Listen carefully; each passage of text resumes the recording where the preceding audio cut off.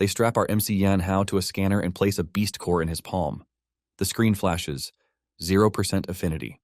A few soldiers smirk until the system began to error, then the core vanished, like Hao's body swallowed it whole. His left hand mutates in seconds, red scales, a sharp claw. But he doesn't go berserk. He stays calm and in control. That's when everyone understands already. Hao isn't just surviving the red mist, he's growing through it. Each core he absorbs can raise his strength and even awaken a new ability. To understand the story better, let's go back to the beginning.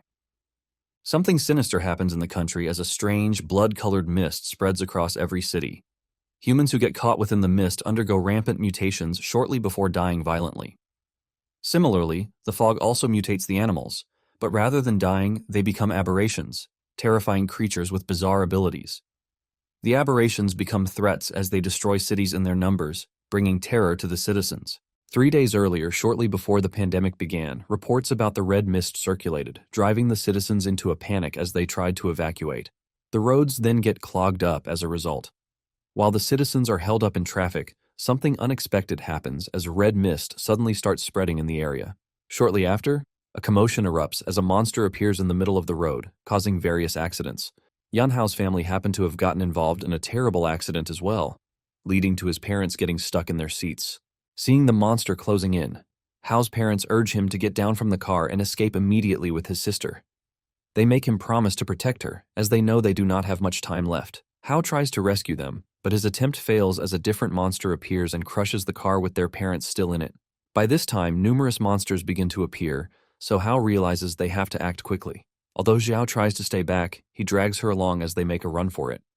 They eventually get to a safe spot where they hide quietly from the monsters.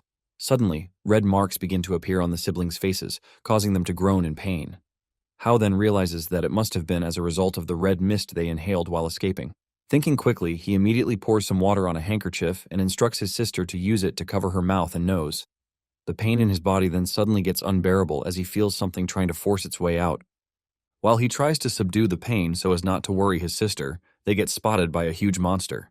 They immediately kick to their feet, but before they get far enough, they run into an even more ferocious-looking monster. Like that's not enough.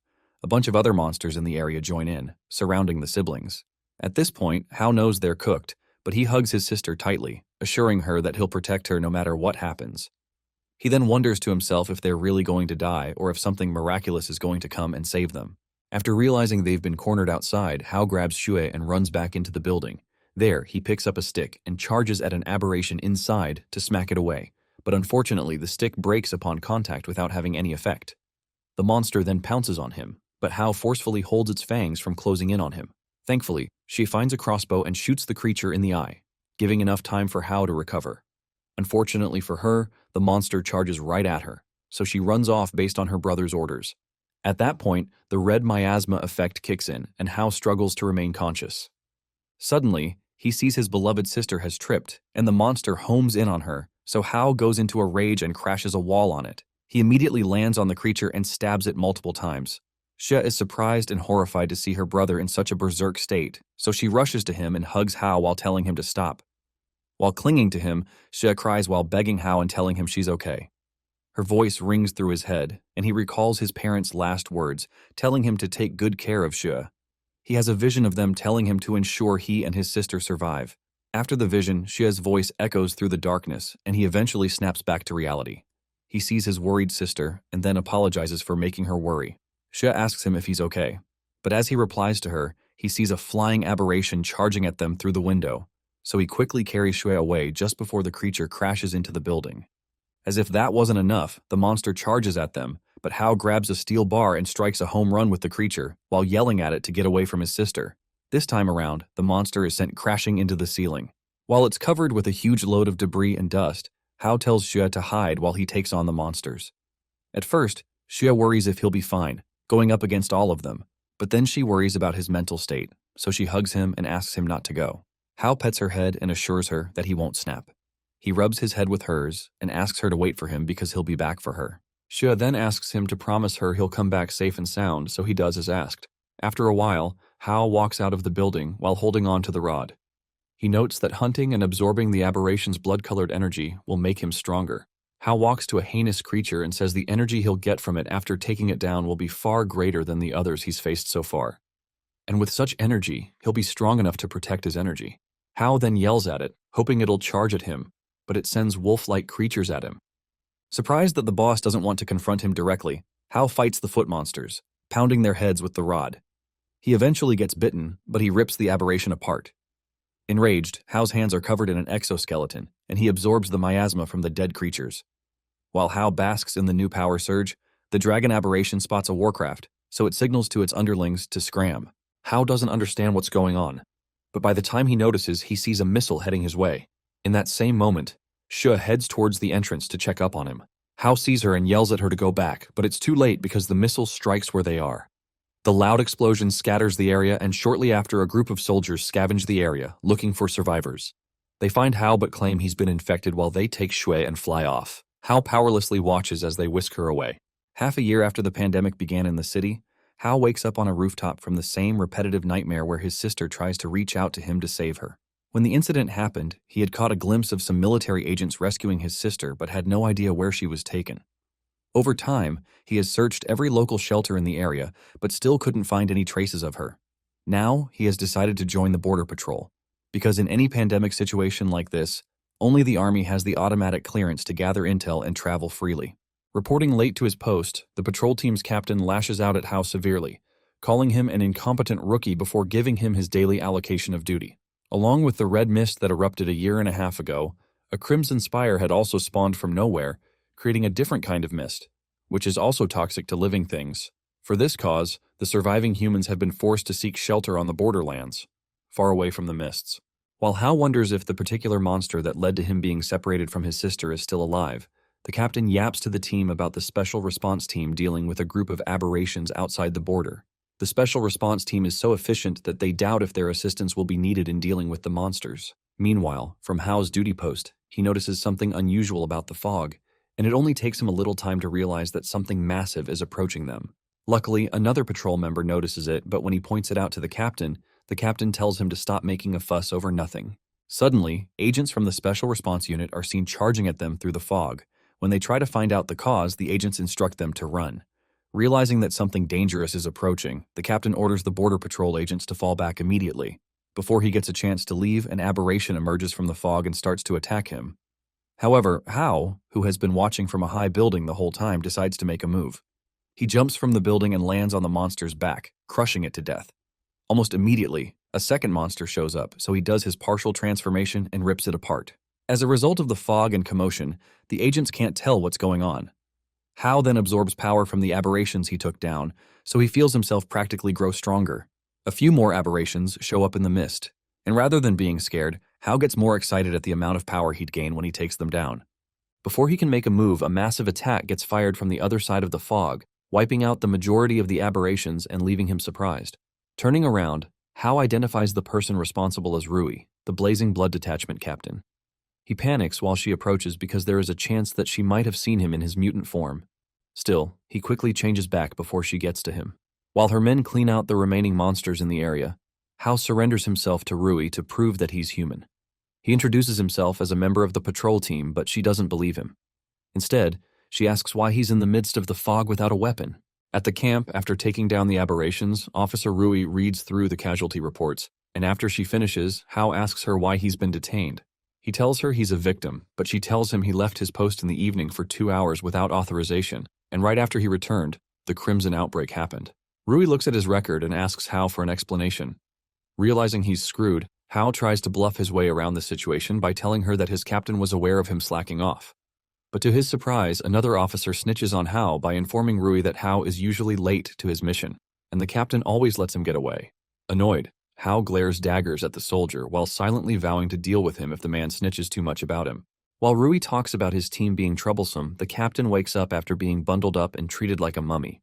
Rui went through Hao's files and wondered how he's still alive since he's a rookie who cheated death, even in cases where Rui lost some able men. Hao quickly lies through his teeth by saying he was once on the track team in college.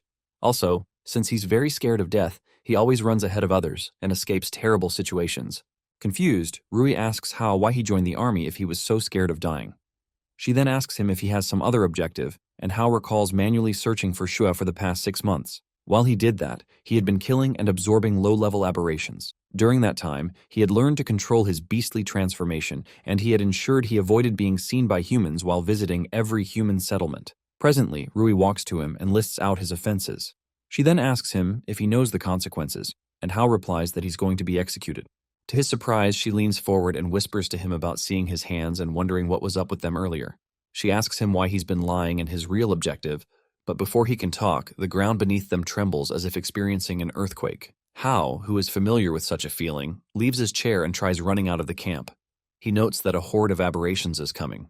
Rui sees him trying to leave while she's interrogating him, so she grabs his head and smacks him on the floor. One of the soldiers who witnessed her using her prowess, causing the ground to crack beneath them, asks Rui to take it easy.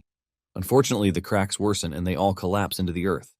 By the time they wake up, they see they are underground. Hao, whose cuffs snapped due to the environmental conditions, gets up on his feet after learning they fell.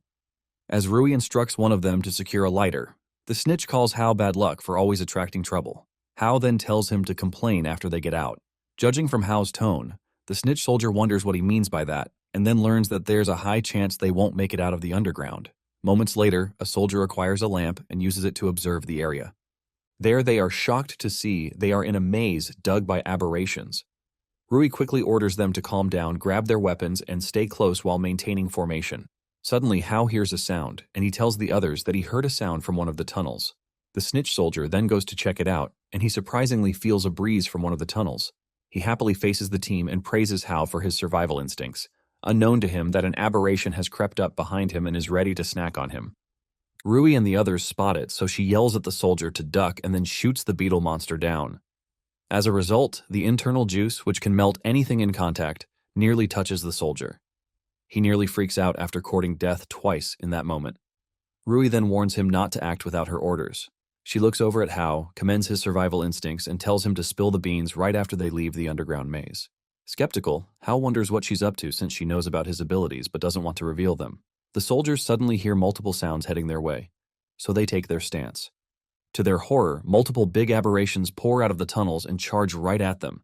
Still stuck underground with Hao, Rui, and the other agents try to shoot down the aberrations, but their numbers seem overwhelming, so they run into a different compartment to take shelter.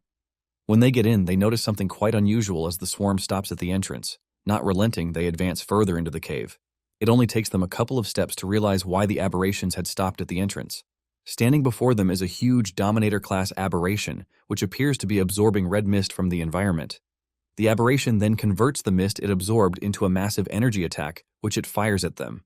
Recognizing the attack as something hazardous, Hao warns the entire team to watch out, but it's too late. Rui, however, uses her special sniper to fire a powerful attack at the monster, but neglects her safety in the process. Hao is then forced to transform and block the monster's attack with his mutated hands, shocking everyone in the process.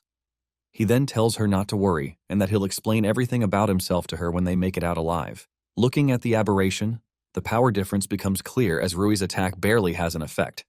She then wonders if Hao would really be capable of taking down something that powerful.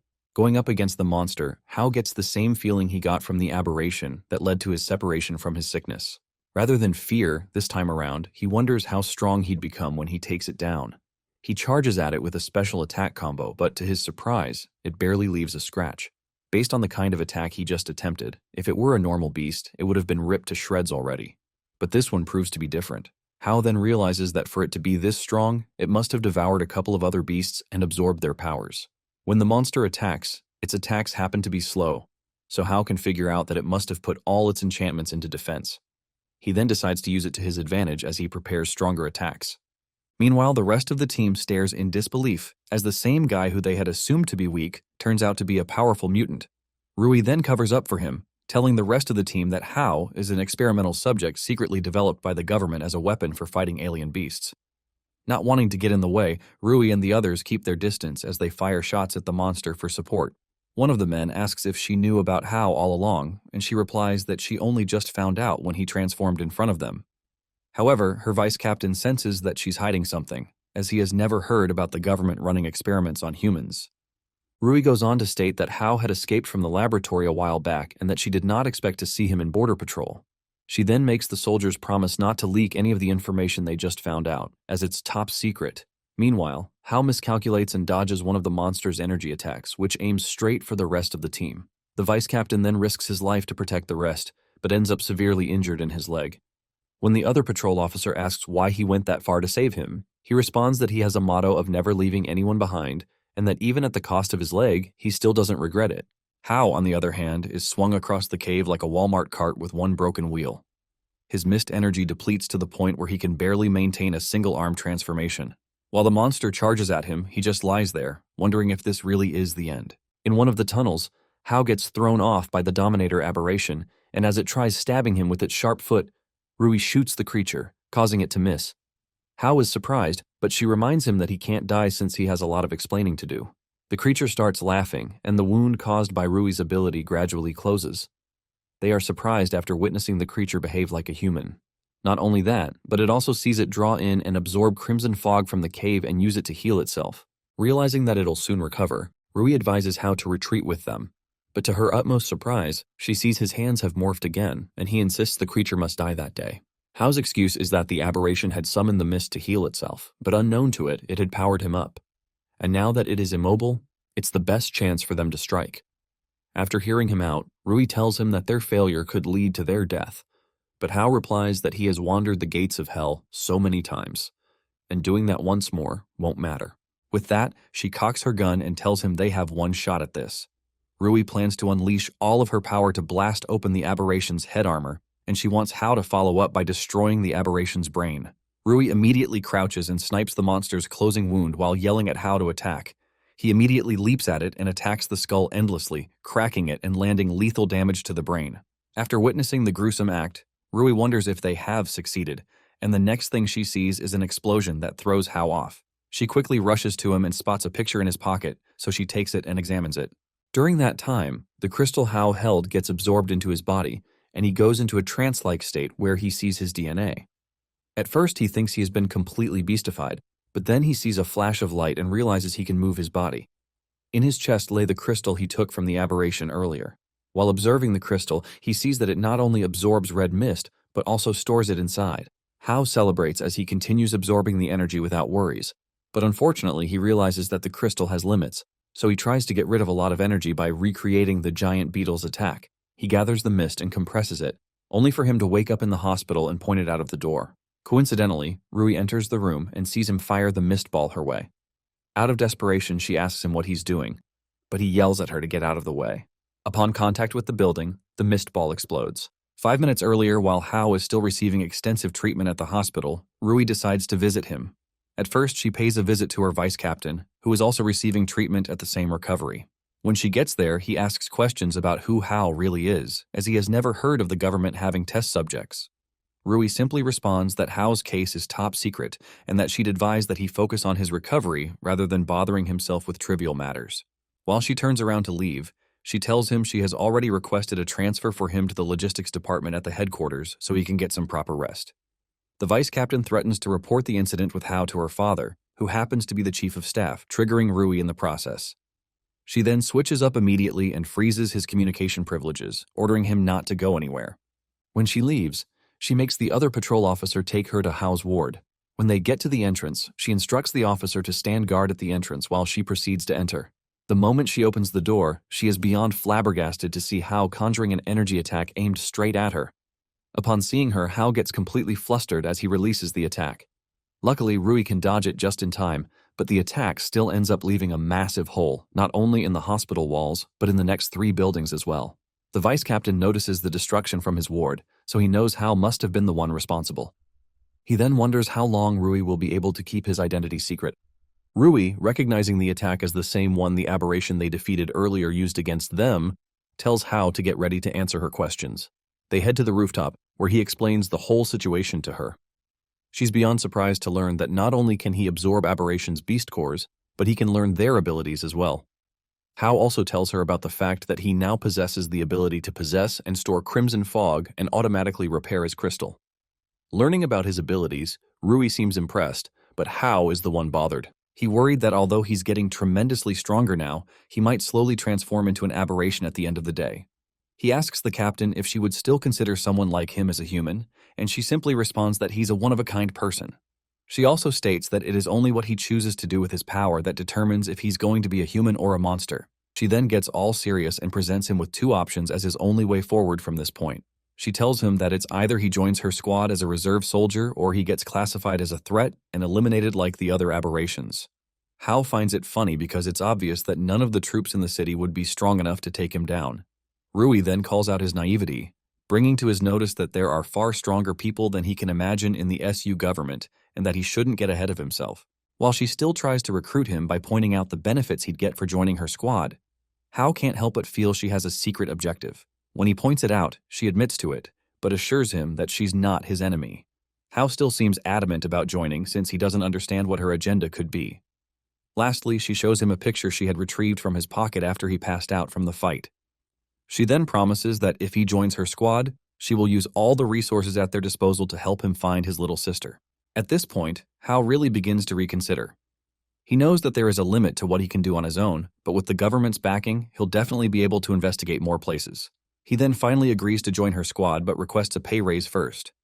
Given how much she wants him on board, Rui agrees as she officially declares him a Blazing Blood Reserve soldier, with maximum salary and free benefits. She then orders him to go and handle the paperwork at the patrol team. While he turns to leave, she tells him about the damage he caused to the hospital, which she paid for. Apparently, she has decided that she will deduct it from his salary. She then thinks to herself that she must find a way to save her uncle. She believes Hao might hold the key to turning an aberration back into a human. Upon arriving at Shishi City, the patrol team, garrison building, Hao is surprised to see Snitch tagging along with him. Snitch then tells him that Rui and Lin think highly of him, and even though he's in the logistics department, they can look out for each other. Hao stares at Snitch and tries recalling his actual name, but then realizes that he never once paid him any attention. Snitch then spots their former captain, Jia, and he calls out to him. Upon hearing Jia, Hao turns around and sees Jia surrounded by multiple men. Among them, their leader, Zheng Shi, the city defense captain, talks down on Jia, reminding Jia how he once slapped him for a mute woman's sake. Zhang suddenly kicks Jia and compares him to a stray dog, now that he's powerless. Surprised and annoyed by the turn of events, Snitch dashes straight for Zhang, but he gets caught and pinned by Zhang's men. As he yells at Zhang to let go of Jia, Zhang tells Jia to lick the mud off his shoes or else he'll break Snitch's arm. Left with no choice, Jia drops low to do Zhang's bidding, but to everyone's surprise, Hao shows up out of nowhere and stops him. He smiles at Jia and thanks him for his help so far and says it's his turn to repay him. With that, Hao yells at the city defense officers, warning them to steer clear of Jia, else he'll break their bones like biscuits. They immediately get pissed and charge at him with weapons, but he takes them out in 4 seconds. The other city guards start yelling behind their captain, gassing him up that he's an E-rank warrior who'll beat Hao up. Zhang, on the other hand, is surprised by Hao's speed, so he pulls out a gun and shoots Hao multiple times, but Hao dodges the bullets. He then grabs the gun from Zhang and crushes it in a single squeeze while commenting on how slow Zhang fires his gun. He says Zhang isn't even up to 1% of Rui's shooting speed. Zhang gets pissed and tries to melee Hao with a knife, but Hao stops Zhang's hand midway and raises him by the throat. Hao replays how Zhang wanted Jia to kneel, so he smacks the knife away and silences the big guy by slamming him on the ground. The rest of the defense guards realize that fighting Hao isn't a walk in the park, so they scram. After they leave, Hao picks up Jia's crutch and gives it to him while Snitch praises him. Jia thanks Hao, but Hao tells him he's only repaying his kindness. Worried, Jia asks Hao what Hao will do when the city defense team comes looking for him, but Snitch tells him not to worry because he and Hao are now members of the Special Response Unit. Later that evening at the Special Response Unit temporary base, after Rui confirms Hao has done all the paperwork, she shows him that she has already sent his application to join the team, and the headquarters has approved the application. He gets excited and asks her if he's officially a member of the team, but she tells him not to be hasty and to prepare for the real test that is to come. She explains that he must depart for the headquarters in Hucheng to participate in the entry assessment for Blazing Blood. Rui then tells him she believes passing shouldn't be a problem with his level of strength. Hao then heads out, intending to set a new passing record. On the way to Hucheng, where the headquarters of the Blazing Blood are, Rui briefs Hao about the ranking and assessment process. Hao is quite surprised that the other patrol team officer is being allowed to join the Blazing Blood when he's clearly not physically qualified. Rui then points out that since he'll be joining the logistics team, his physical abilities don't really count. She explains to Hao that people like him, who can use special abilities, are referred to as warriors. The ranks of the warriors, however, range from ranks SE. Meanwhile, aberrations can also be classified from weakest to strongest as Scout class, Hound class, Overlord class, Behemoth class, and Calamity class. Based on the power hierarchy, An E-rank warrior should naturally be able to take down a scout class aberration. Similarly, a D-rank warrior is fit enough to handle a hound class aberration. Following that same order, B and C-rank warriors would be on par with an overlord class aberration. Then finally, A and S-rank warriors are equal to the behemoth and calamity classes aberrations respectively. Rui tells Hao what she knows about beast core affinities, pointing out that only aberrations that mutated from the Crimson Fog possess special abilities. Similarly, human warriors attain special abilities by attending to an aberration's beast core through beast core armament. Even with that, one's physical abilities still determine the quality of the affinity because if a beast core isn't attuned, the highest rank that can be attained is E rank. On their way, Rui notices a big shot group heading equally to the headquarters, so she concludes that something is definitely not right. 1 hour later at the venue, the participants are lined up and addressed by Lin, a superior and an A-rank warrior. Lin does the necessary introduction and makes it clear that their backgrounds do not matter and that as long as they're at the blazing blood, pulling strings will not be tolerated.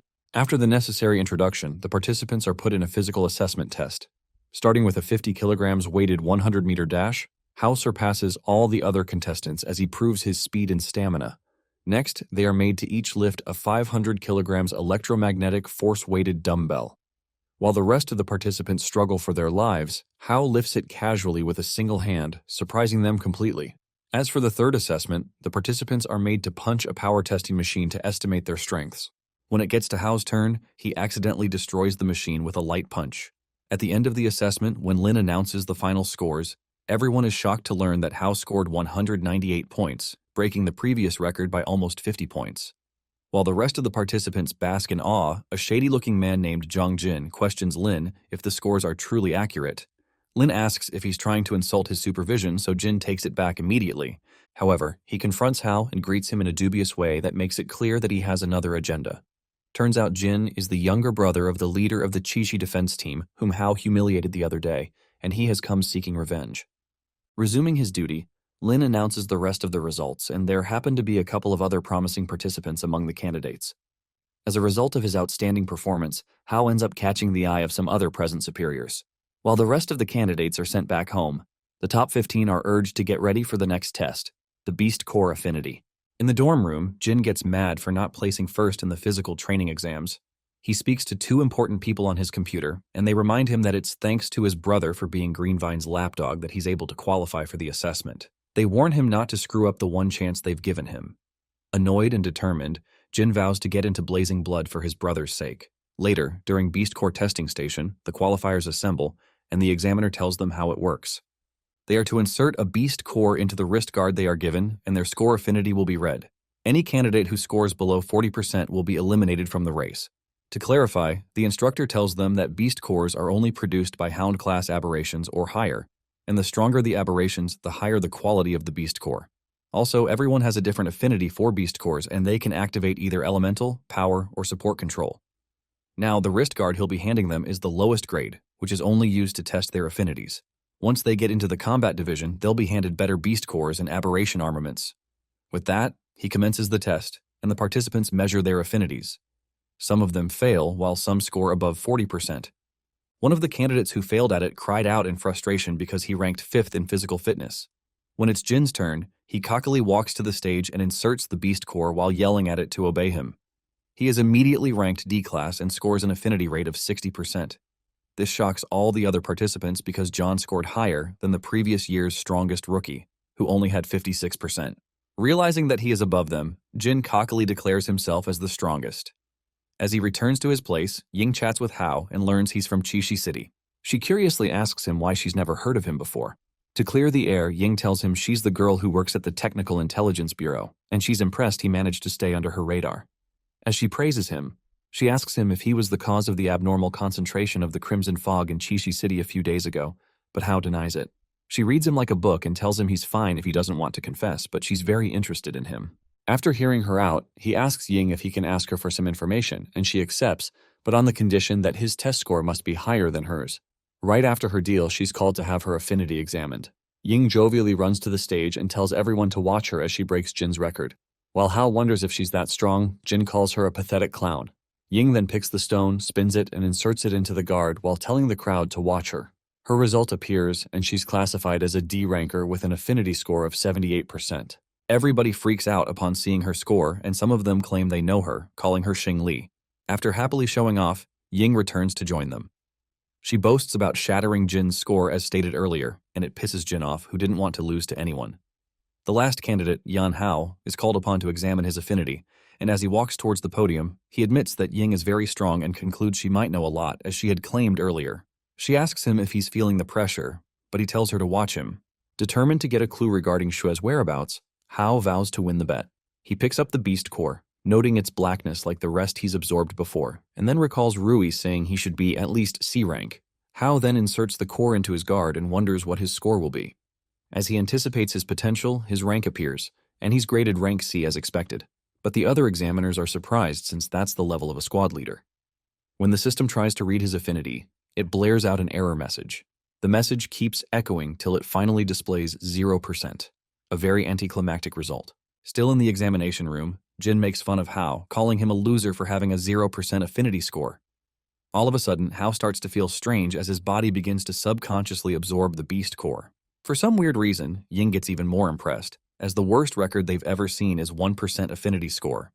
She then documents it immediately, remarking that her father would be equally thrilled to learn about it. Jin notices how the beast core has suddenly gone missing from Hao's hand, so he reports to Lin, telling him that Hao has stolen it. Lin then immediately inspects the wrist guard and confirms it to be true. When Lin asks about it, Hao claims not to be aware of what happened as well. At this point, he realizes that he has to come up with something quickly so he doesn't end up as a lab rat.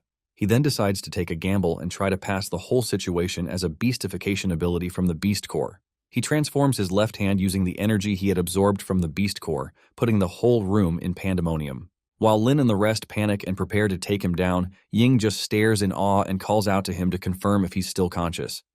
As expected, Hao responds calmly while he reverts his hand. He then explains that it must have been an ability from the beast core, as it suddenly burrowed on its own. Everyone present is shocked to see that not only did Hao not go berserk after the transformation, but he also reverts easily. Even Lin congratulates him, telling him his ability is one of a kind. In the midst of the glazing, Hao asks Ying who she is and how she knows what she knows, but while she tries to farm aura with a mysterious response, Lin intercepts. While Ying sulks, Lin tells Hao that Ying is a senior researcher at the Technical Intelligence Bureau. She also happens to be the daughter of Major General Jin Ancheng, the head of the Tech R&D department. Hao is completely surprised by her status. When Lin asks Hao to hand over the beast core, he explains that the whole thing has latched onto his body, making it practically impossible to get it out. Meanwhile, Jin decides that he has to report the whole issue to the people at Greenvine, as he believes that Hao would make a perfect test subject for their experiments. Later that day, Hao is taken to the radiology room where his body is being examined by General Ancheng, Ying's father, and some other scientists. From their scans, they realize that the beast core cannot be separated, as it has completely fused with his body. Examining Hao's body, Ancheng can't help but assume that he has a lot of secrets he's still hiding. Shortly after, Lin arrives with Song Lian, the chief of the General Staff, Special Response Unit. When they arrive, Ancheng asks if they still want to stick to their 40% affinity acceptance rule. When they ask what he means, he reveals that their machine had gone off the charts. Apparently, what was displayed was simply an error, as Hao's affinity score had surpassed the theoretical maximum they set on the machine.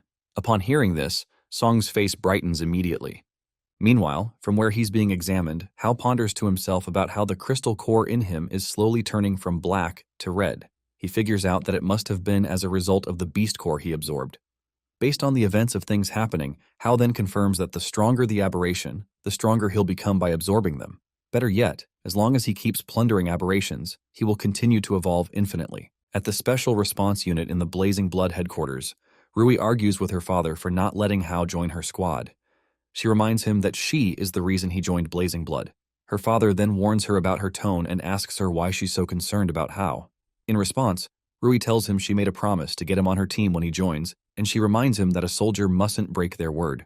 The strict old man tells her that a soldier's promise is to their country, not an individual. He says Hao has been assigned to Yongshin's team, and it can't be changed. Before ordering Rui to go back to her post, the old man asks her about her position and if she's going to fight Yongshin over a recruit.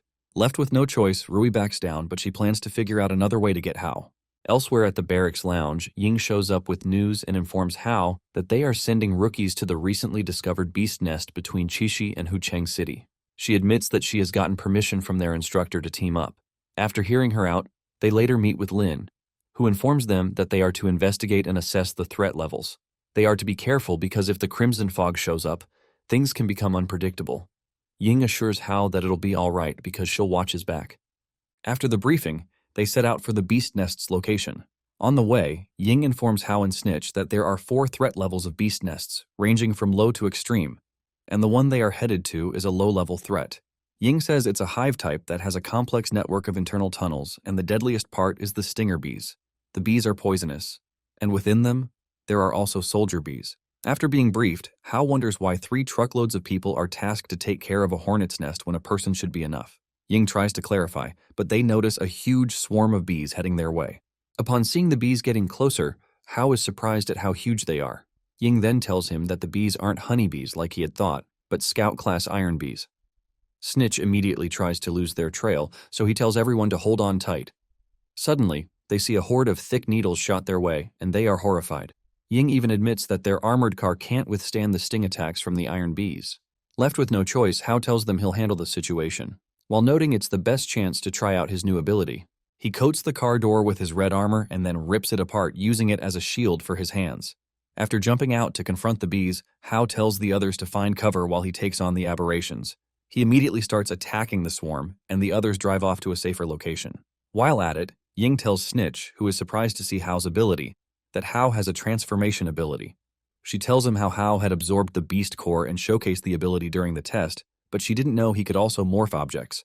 After realizing Hao can turn anything into a weapon, Ying gets excited and declares she'll study Hao as soon as they get back. Suddenly, a green needle flies at Hao and it goes through his armor. He looks at the poison needle and notes it is more powerful than the iron bee's stingers. Hao, who doesn't know where the attack is coming from, tells the others to be careful and to hide behind a rock. One of the scouts takes a flamethrower and runs towards the bees, saying that bees are scared of fire. Ying and Snitch try to warn him to stop, but a powerful green stinger hits his flamethrower gas, and it explodes, and he's burnt alive. While swatting away the soldier bees, Hao asks Ying about the powerful stingers and who is firing them. She says it's an attack from a hound-class queen whose tail stinger has a venom that can corrode any armor below C grade. That's when Ying realizes they are up against a hound class, which is far above the intel they were given. She freaks out after learning their initial intel is wrong, and they are up against a more serious threat. Hao then calls out to clear a path for him to fight the queen bee. Still hiding behind the rock, Ying powers up and fires Storm, a wind attack at the soldier bees. The attack blows them away and leaves the path to the queen open, so Hao charges right at it. The wind attack also blows away the crimson fog around the queen. Then Hao takes the transformed door shield he made earlier and morphs it into a huge spear. With that, he takes a stance and throws it at the queen. Still deep in the woods, Hao lunges his newly converged weapon at the queen bee, and it hits her in a vital spot. But despite taking such an attack, the bee remains completely unfazed to their shock. While the wasp tries to escape, Ying realizes that something is off. She immediately instructs Hao not to let it get away as the Hound-class bee is slowly developing into an Overlord-class aberration. But it's pointless. Hao has drained up his Crimson Fog reserve, and with no source to draw from, all he can do is lie there and watch the monster get away. While he lies there, Ying teases him about resuscitating him with mouth-to-mouth, but he makes it clear to her that he's not like P. Diddy, who is into little girls. Shortly after, the team decides to report the situation to the headquarters. After sending a message to HQ, Ying scans the area with one of her devices and confirms that the crimson fog concentration in the nest is low. With that confirmed, she tells Hao that they should be able to go in with protective suits. Hao seems against the idea, as he believes they should wait for backup, but Ying convinces him otherwise. According to her logic, the monster is already injured, so they'll have a better chance of finishing it off before it gets to replenish itself. Also, by defeating the queen bee, they'll have completed a mission above their ranks, meaning more rewards. Meanwhile, at the headquarters, Song is seen discussing with Lin about how important Hao is to the...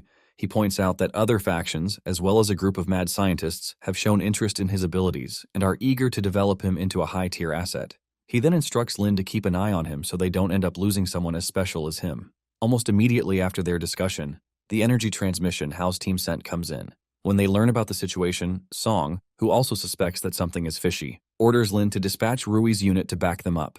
The priority is to ensure the safety of Hao and Ying, as well as to annihilate the beast. They then shortly get interrupted by Young Ji, Rui's vice captain, and Lin's younger brother, who has just been discharged from the hospital. Although Lin is surprised to see that he has been discharged already, Song orders him to report to Rui's side and serve as her adjutant for the mission once more. As the only members with the protective combat suits, Hao and Ying advance towards the nest while the other team members stay behind. When they get to the entrance, Ying confirms with her scanning device that the energy readings haven't changed much, but she remarks that if the queen bee evolves fully, then things might get ugly for them. Suddenly, the queen bee storms out of the nest, and unfortunately for them, it has undergone the full transformation already. This time around, it has become a mutated iron-armored poison stinger queen. To make matters worse, a good number of the other stinger bees have somehow gotten stronger as well. At that same moment, the crimson fog concentration in the area becomes extremely high, and it starts to affect Ying seriously. She wonders why her device had failed to pick up something like that earlier, and why the resistance level of their suits is suddenly lower. It then dawns on them that there's probably a mole in the blazing blood who has intentionally tampered with them. While Ying grows weaker from the effect of the crimson fog, Hao uses it to replenish himself. The bees start to attack, so Hao is forced to take Ying to a safe distance so she doesn't get in his way. He finds a perfect, well-ventilated spot where he decides to hide her. He then instructs her to contact HQ and tell the reinforcements to bring proper protective suits for them as he turns to head back. Before he leaves, Ying makes him promise to come back alive as she would haunt him down to hell otherwise, and he agrees. Confronting the queen, Hao makes up his mind that this time around, he's going to do everything in his power to protect his loved ones. He then decides to go all out as he absorbs some crimson fog and uses it to prepare a massive energy attack, which he aims at the mutated beast. Still in the cave and surrounded by the bees, Hao replicates the boss beetle's energy cannon while noting that he only has the energy for one shot. He condenses the energy ball, points it at them, and detonates it. The massive attack hits the bees squarely on the face and then breaks through the nest. While waiting for the dust to clear out, Hao hopes the attack had worked, but then he discovers none of the bees were affected by the energy blast, and he is shocked at the outcome. 3 minutes earlier, Ying had disassembled the crimson fog measuring device and configured it properly to work well. After screwing it properly, the device alerted her of how dangerous the area was, concentrated with crimson fog, and they had exceeded their limits. Surprised and scared to see the device reading twice the threshold limits, Ying wondered how. She suddenly heard a loud explosion, so she went outside to check it out. Upon seeing the result, Ying notes that the explosion must have stirred the fog concentration, making it denser. She realizes all the low-class bees have evolved into hound classes. Hao, on the other hand, gets a dose of the crimson fog. So he transforms his hands into a shield and then fights defensively. The fight drags on, and Hao complains internally of running out of energy faster than he can recover using the crimson fog. Ying sees him and gets worried after seeing the red veins in his neck. She suspects his suits must also have been tampered with. After noticing the fog readings are still going through the roof, Ying creates a ball of wind and throws it at Hao to help him disperse the crimson fog around him. When the ball gets close to Hao, she detonates it like a bomb, and it clears the fog around him. Startled, Hao wonders who could have thrown such an attack because he has now been stripped of his source of power. The bees then fire their stingers at him, so he tries blocking the attacks with his transformed hand. Unfortunately, the stingers penetrate his armor, and he is then paralyzed by the poison in them. Suddenly, he senses an attack shot at him from behind, but because of the paralysis effect, Hao realizes he can't react in time to it. Out of nowhere, Youngji Lin shows up and tanks it with his armored skin, an innate special ability just like Ying's wind. Hao is surprised to see him, so he calls out to Lin, but Lin tells him to concentrate because the fight isn't over. The bees swarm them and prepare for another round of attacks, but they are suddenly shot down by purple beams. Hao traces the line of fire and spots Rui, so he asks her what she's doing there. Rui then tells him she's on orders from headquarters to provide support. In one word, she orders her men to clear out the bees, and they charge in with their weapons. Joining Hao in the nest, Rui's team members render effective support by suppressing the passageway with fire and burning some of the bees. Hao and Youngji are then ordered to fall back and regroup immediately. While they fall back, the queen bee, which happened to survive Hao's earlier attack, fires a massive stinger at them from a distance, taking everyone by surprise. Seeing the attack, other team members try to warn them to look out, but Rui tells them not to worry and to keep running. She then locks in instantly and decides to use a special attack she has been saving for last. Electromagnetic Annihilation. It's an attack that creates a high-voltage electric field that destroys and paralyzes everything within its range. The effect of the attack is so powerful that it destroys the stinger and hits the queen bee directly. While the queen tries to escape, Rui tells everyone that it can't get far as it has been paralyzed already. She tells her men to focus on wiping out the surrounding swarm to prioritize the rescue. Hao, meanwhile, is still quite surprised that Rui possesses such a powerful ability. Youngji then tells him that the last time they got trapped underground, she didn't have her main combat gear, and that's why she couldn't fight with her full strength. While Rui's men rescue Ying from where she was, Hao quietly uses the opportunity to sneak away to replenish his crimson fog energy. He knows that his last cannon energy blast wasn't enough to defeat the queen, but he's still determined to keep trying. After managing to fill up his reserves, he notices the whole space going into a commotion. Turning around, he's then shocked to see that the queen has also decided to absorb all the remaining crimson fog in the nest despite being weak. It doesn't take them long to realize that it's starting to evolve into a higher class again. Based on the amount of crimson fog that gets summoned, Ying's device begins to go crazy. She then realizes that the nest is no ordinary nest, but a high-level one. A large swarm of hound-class bees suddenly appears from behind, driving the whole team into a panic. Hao then instructs the rest to handle the swarm, while he decides to take on the boss by himself. Charging at it with full speed, Hao uses a series of rapid attacks on the creature, but its tough skin seems impenetrable. He's then forced to attempt another condensation blast attack in close combat. At first, it looks like the attack finishes it off, and Hao already starts jubilating, but he realizes it, and the queen fires a massive stinger at him, which he only barely manages to dodge. He then realizes that blasting it with energy will not be enough to deal a fatal blow, and for that reason, he'll need a suitable weapon. Luckily for him, he finds the stinger the queen fired and decides to take a different approach. Picking it up, Hao uses his materialization entwine ability and converts it into a powerful-looking weapon. He then uses it to charge at the queen bee, which fires another series of deadly stingers at him. After evading the stingers, Hao infuses the weapon with all the crimson energy left in his body and uses it to deliver a fatal strike. This time around, the queen doesn't survive it. After taking down the queen, Hao receives its Overlord-class Beast Core, which infuses with his body and grants him energy so powerful that it makes him pass out. Meanwhile, the rest of the bees suddenly get weak, so the team defeats them easily. They then panic as they notice Hao lying lifeless on the floor. At the beast nest, after absorbing the beast core, Hao passes out, and when they spot him, Ying checks his heart rate and neural signs and discovers it's in complete disarray. Ying believes Hao has been exposed to too much of the crimson fog that he might lose his sanity. Upon hearing Hao's medical condition, Rui orders Lin to use the medical mobile pod on Hao to block his neural transmission. He obeys, and they temporarily set up camp outside the beast nest. There, Hao is placed in the pod, and they brief snitch on Hao's condition. Rui then places Ying in charge of monitoring and stabilizing the pod's parameters. As soon as the pod is activated, it injects Hao with anesthesia. Then Ying reminds Rui that it's only a temporary treatment because they'll need to get Hao to the headquarters as soon as possible. Meanwhile, in Hao's mindscape, he wrestles with an alter ego that wants him to accept beastification. The alter ego easily overpowers him and tries to impose its will on him. As Hao has flashbacks and wonders if he's going to die, the alter ego slams him on the ground. Suddenly, Hao sees his parents telling him to live on and take care of his sister. He then recalls Shi asking him to promise her to return safely. Not only her, but his comrades also show up in his vision, telling him to wake up and not give up. Determined and fueled with words of encouragement, Hao realizes that everyone is waiting for him, so he steels his resolve to live and remembers he has to find Shui. The will to live to protect everyone grows so strong that it literally binds his alter ego in chains. This time around, he gets up and tells the ego it isn't just his own responsibility, but theirs. With that, the ego is stripped of the beast energy, and Hao absorbs it into his body. While at it, Hao's inner core changes shape, and he sees how burdensome getting stronger is.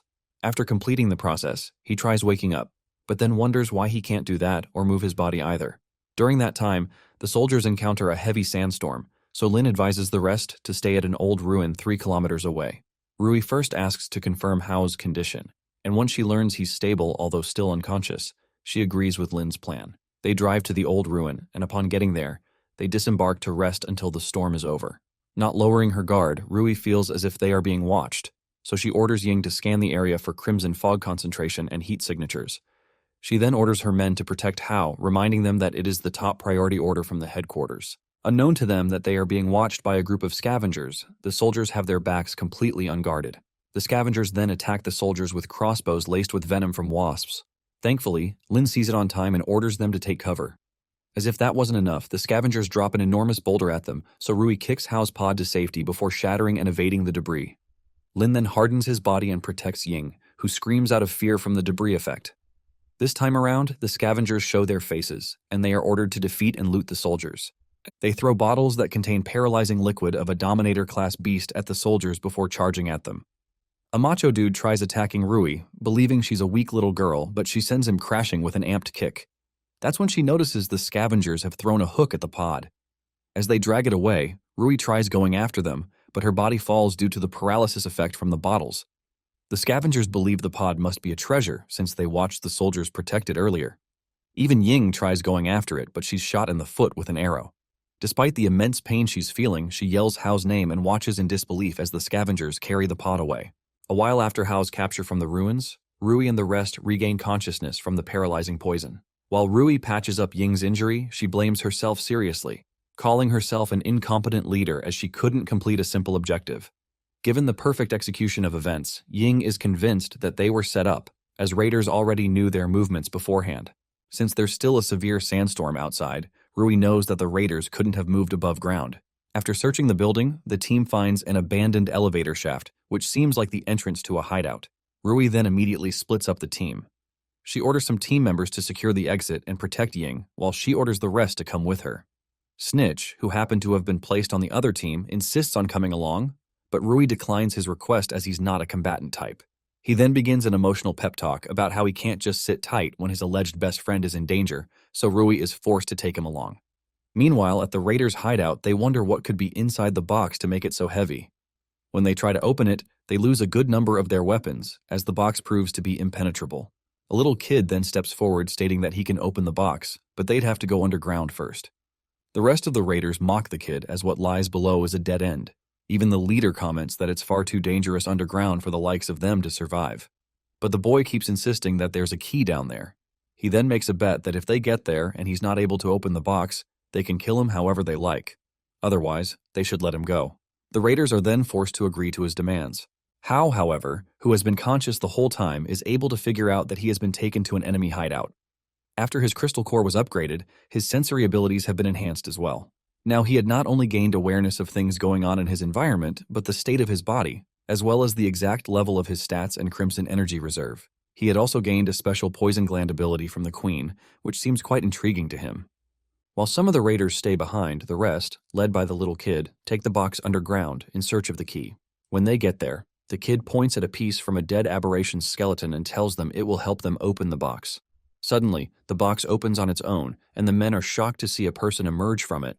Hao, who had been waiting for the perfect opportunity to test his new skill, uses the poison gland effect on some of the raiders, and it proves to be effective. The leader assumes Hao had intentionally let himself get captured just to infiltrate their base. He then starts bluffing, yapping about how he used to be a D-rank warrior and that killing Hao shouldn't be much of a problem for him. He charges at Hao with a skeletal piece from the aberration, but Hao takes him down easily with a single punch. He then glares at the little kid, who passes out immediately from terror. Based on the cluster of aberration skeletons in the area and the kind of damage done to them, Hao can figure out that they didn't die of natural causes. Someone must have deliberately gathered them in the pit and made them fight each other to the death. After a short while, as a result of his advanced senses, Hao can pick up Rui's electromagnetic signals from above. He then remarks that she's as impatient as ever. Meanwhile, at the hideout, Rui and the rest of the team take down all the raiders, but still can't find any traces of Hao. As soon as they start to worry, Hao jumps out of the huge hole in the center of the room, carrying the little kid. After Hao casually steps out of the hole while carrying the blonde kid who passed out earlier, Rui and the others ask him what's down there, and he tells them it looks like an abandoned beast fighting arena. Lin wonders if they are to investigate, but Rui tells them their top priority is to return to the headquarters, and they can send a team to do that later. Snitch then asks Hao who the kid is he's carrying, and to their surprise, the boy leaps off Hao and tries stabbing him with a knife. Unfortunately for him, Hao covers the spot with scale armor and then shatters his blade. He asks the brat if he has a death wish, but the boy gasps for air while holding his throat and calls the soldiers bastards. The soldiers see the boy's dark corneas and red markings around his face and conclude he suffers from crimson fog infection. Hao knocks him out, and Snitch sees a fallen ID. He picks it up and learns it belongs to Ship, his comrade in the patrol unit back at Shishi. He shows the photo to Rui, and she suspects the person in the photo is the boy's older brother. Snitch then carries the boy based on Rui's orders to take him to the headquarters for treatment and questioning. As they walk back to the car, Hao tries absorbing the crimson fog energy in the brat, believing it can slow the boy's infection process and save him. After a while, as the squad arrives at the headquarters barracks in Hucheng, a soldier informs Jin about it. Rui, on the other hand, instructs Lin to take Ying to the medical bay, but they are surprised when a soldier halts them and tells them they've been asked to undergo immediate quarantine inspection due to returning from a high-risk crimson fog zone. Surprised, Hao asks when the rule got in place, but the soldier on duty tells him it was ordered by their superiors. He asks Hao and the rest to get rid of their clothing and undergo disinfection and examination. Rui then asks the soldier who exactly permitted him. Then she orders him to call the superior over. Shortly afterwards, he shows up with Jin, who didn't expect Rui to be back with Hao and the others. Realizing that his plan has been foiled, Jin tells Rui it's a misunderstanding, saying her squad and Ying, who are veterans and researchers of war, don't need the inspection. But since it's Hao's first time, he should carry out the procedures. Rui immediately interjects that it's not necessary, and she tells Hao to ignore Jin. As they all walk inside, Jin tells them to wait and points to the boy whom Snitch is carrying. He calls the boy a thing, and upon hearing he's related to someone from the patrol team, Jin calls the child garbage and insults the team. Jin then instructs his men to seize the boy, so they point their guns at Snitch and expect him to surrender. This pisses Snitch off, and Rui, who was watching, nearly reacts at Jin, but Hao stops her and tells her to let him handle it. He activates his poison gland and touches Jin on the shoulder, telling him to stop. At first, Jin tries to talk back at him for being defied, but the poison kicks in, and he wonders when Hao has infected him. Hao then talks in a low tone, revealing that he's aware that Jin hates him, but he tells Jin to back off while he can. He then speaks to Jin condescendingly, making fun of Jin for falling to the ground. While Jin struggles to breathe, Hao orders Jin's men to take Jin inside to rest. Jin curses Hao under his breath while watching Hao walk off with the rest. On the way, Rui gets curious and asks him what he did, but he tells her not to worry, and Jin will just be bedridden for a few days. After reporting their mission and Ying getting treated, Ying tells the chief of staff and her father that her combat suit was not only smeared with a slow-acting corrosive agent, but its protective function failed after being exposed to high fog concentration. The chief of staff also concludes there's a mole who didn't want her back. He turns to Hao and tells him he's also one of the targets. Hao corrects his notion by saying he was the primary target while Ying was just caught in the crossfire. The man then instructs Hao that he's been suspended from all field activities until they get to the bottom of the matter. Ying's father, who is the head of research, speaks up on the matter by asking the chief of staff to do a thorough job and get trustworthy people to sniff out the mole.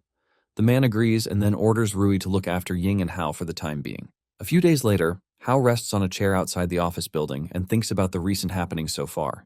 While wondering what to do, Snitch runs to him and tells him he found a photo that resembles his sister on the boy they brought back from the old ruins.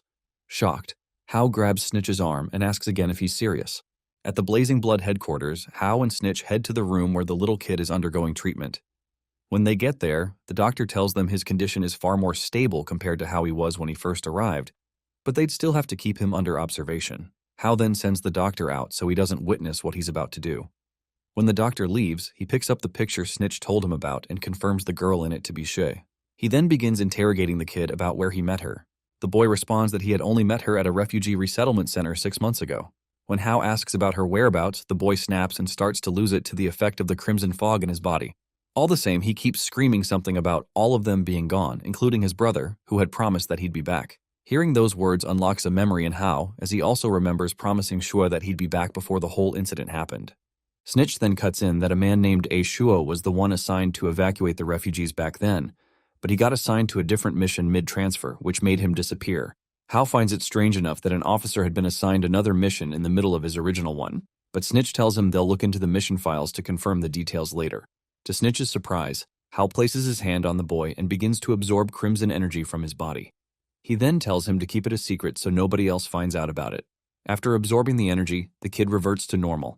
Hao then tells him he'll help him find his brother, as long as he tells him all he knows about the girl in the picture. The boy still seems confused about everything going on, but decides to trust Hao, so he tells him all he knows about Xue. Later that day at the base's cafeteria, Snitch expresses his concerns about Hao going back out there in search of his sister, but he seems to have made up his mind already. Snitch then talks about the fact that there's still a mole in the military, which is the reason Rui ordered him to follow him around and report back to her directly. Hao calmly responds that he joined the military solely for his sister, and even Rui can't stop him from trying to find her. To their surprise, Rui, who has been eavesdropping on them the whole time with Ying, interrupts to say that she never intended to stop him in the first place. The whole team then relocates to a private room where they can discuss more freely. There, Ying reveals surveillance footage from the little kid's hospital room, so Hao realizes that his secret is out of the bag already. Rui cuts in, and the doctor he sent out had reported to her, so she had then made Ying pull out the footage. She then tells Hao that she's not going to stop him, but instead will be coming along with him on the mission. As expected, the others agree to tag along as well. Hao then reveals his plan and strategy to them. Later that day, at the ruins of the outskirts of the Qixi city, Zhang, who has somehow found out about Hao's movement, is seen reporting to a strange man about his current progress. Finding out that Hao is currently on his way to Qixi city, the strange man gets excited and reports it to Chief Hong. A few days later, at the Qixi outskirts checkpoint, A large number of guards hold up the traffic and start inspecting the cars. As a result, Hao, Rui, and Snitch get caught in the traffic. The team had left Ying behind to render virtual support with military equipment from the base. Still in the traffic, Hao teases Rui about the slick car she chose for the mission, and she responds that since it's not an official mission, they have to be more discreet. When the city guards get to their car and are about to inspect it, a large number of Iron Ridge wolf aberrations appear from nowhere and start charging at them. Shocked, the guards take to their heels, leaving the people stuck in the traffic. Hao then decides to step out and take care of the pack. At the city gates, Hao sees the wolf beast chasing after the civilians, so he intervenes by slicing one of them in two.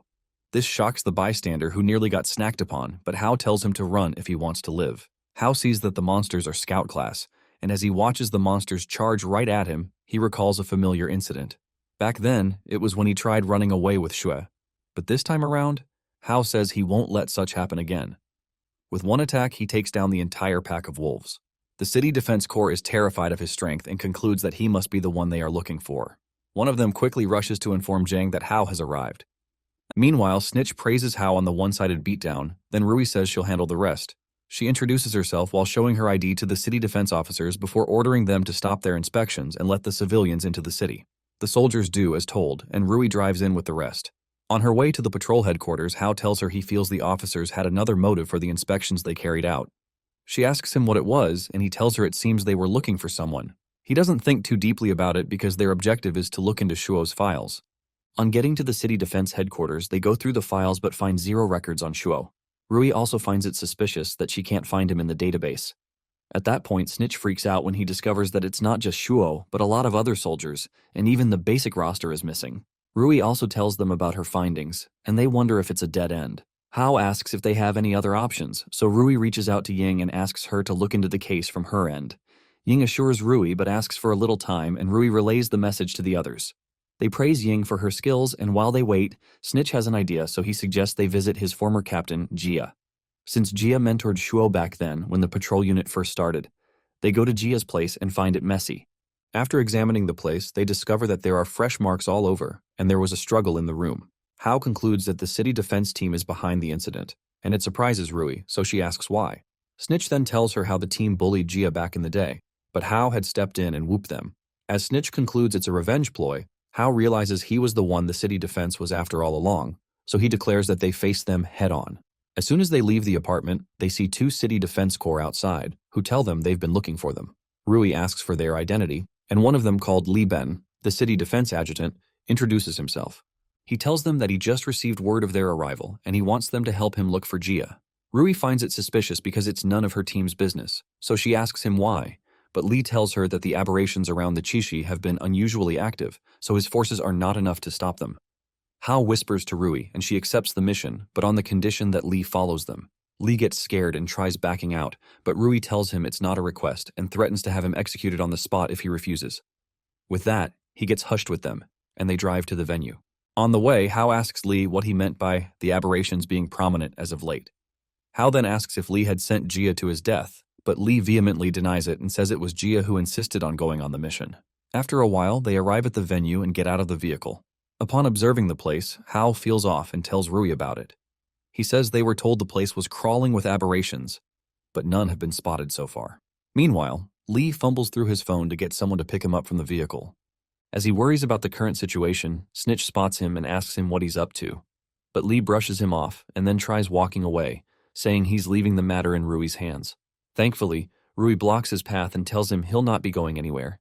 She asks him for his objective, but a thunder sound startles them. A bright lightning strikes close to them, and Li cowers like a girl, screaming he doesn't want to die. Rui and Hao calmly assess the situation and see an Overlord-class Thunderbeast. They realize it's the reason why there aren't any low-level beasts around. At the outskirts of the city, Hao, Rui, and Snitch are shocked to see the massive Overlord-class Thunderbeast. Comparing it to the abnormal activities of the other beasts and the patrol team that suddenly went off the radar, they're able to figure out that it all seems planned. Meanwhile, Adjutant Li, who knew about the whole situation from the start, tries to slip away, but Rui orders Snitch to stop him.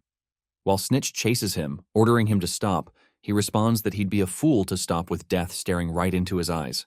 All of a sudden, the monster fires a massive breath attack at them, and they only barely manage to evade it. Rui then tells Hao to try to hold it off while she fetches her weapon. Meanwhile, Zhang is seen on a nearby rooftop controlling the monster with some kind of advanced technology. One of his men asks if the technology is enough to take a beast that ferocious, and he simply replies that the technology backing them is way beyond their imaginations. Thanks to the technology, they've built a whole beast-taming facility where they're raising even more powerful beasts. Zhang believes that as long as they can capture Hao and hand him over to the people backing them, the entire city will be his.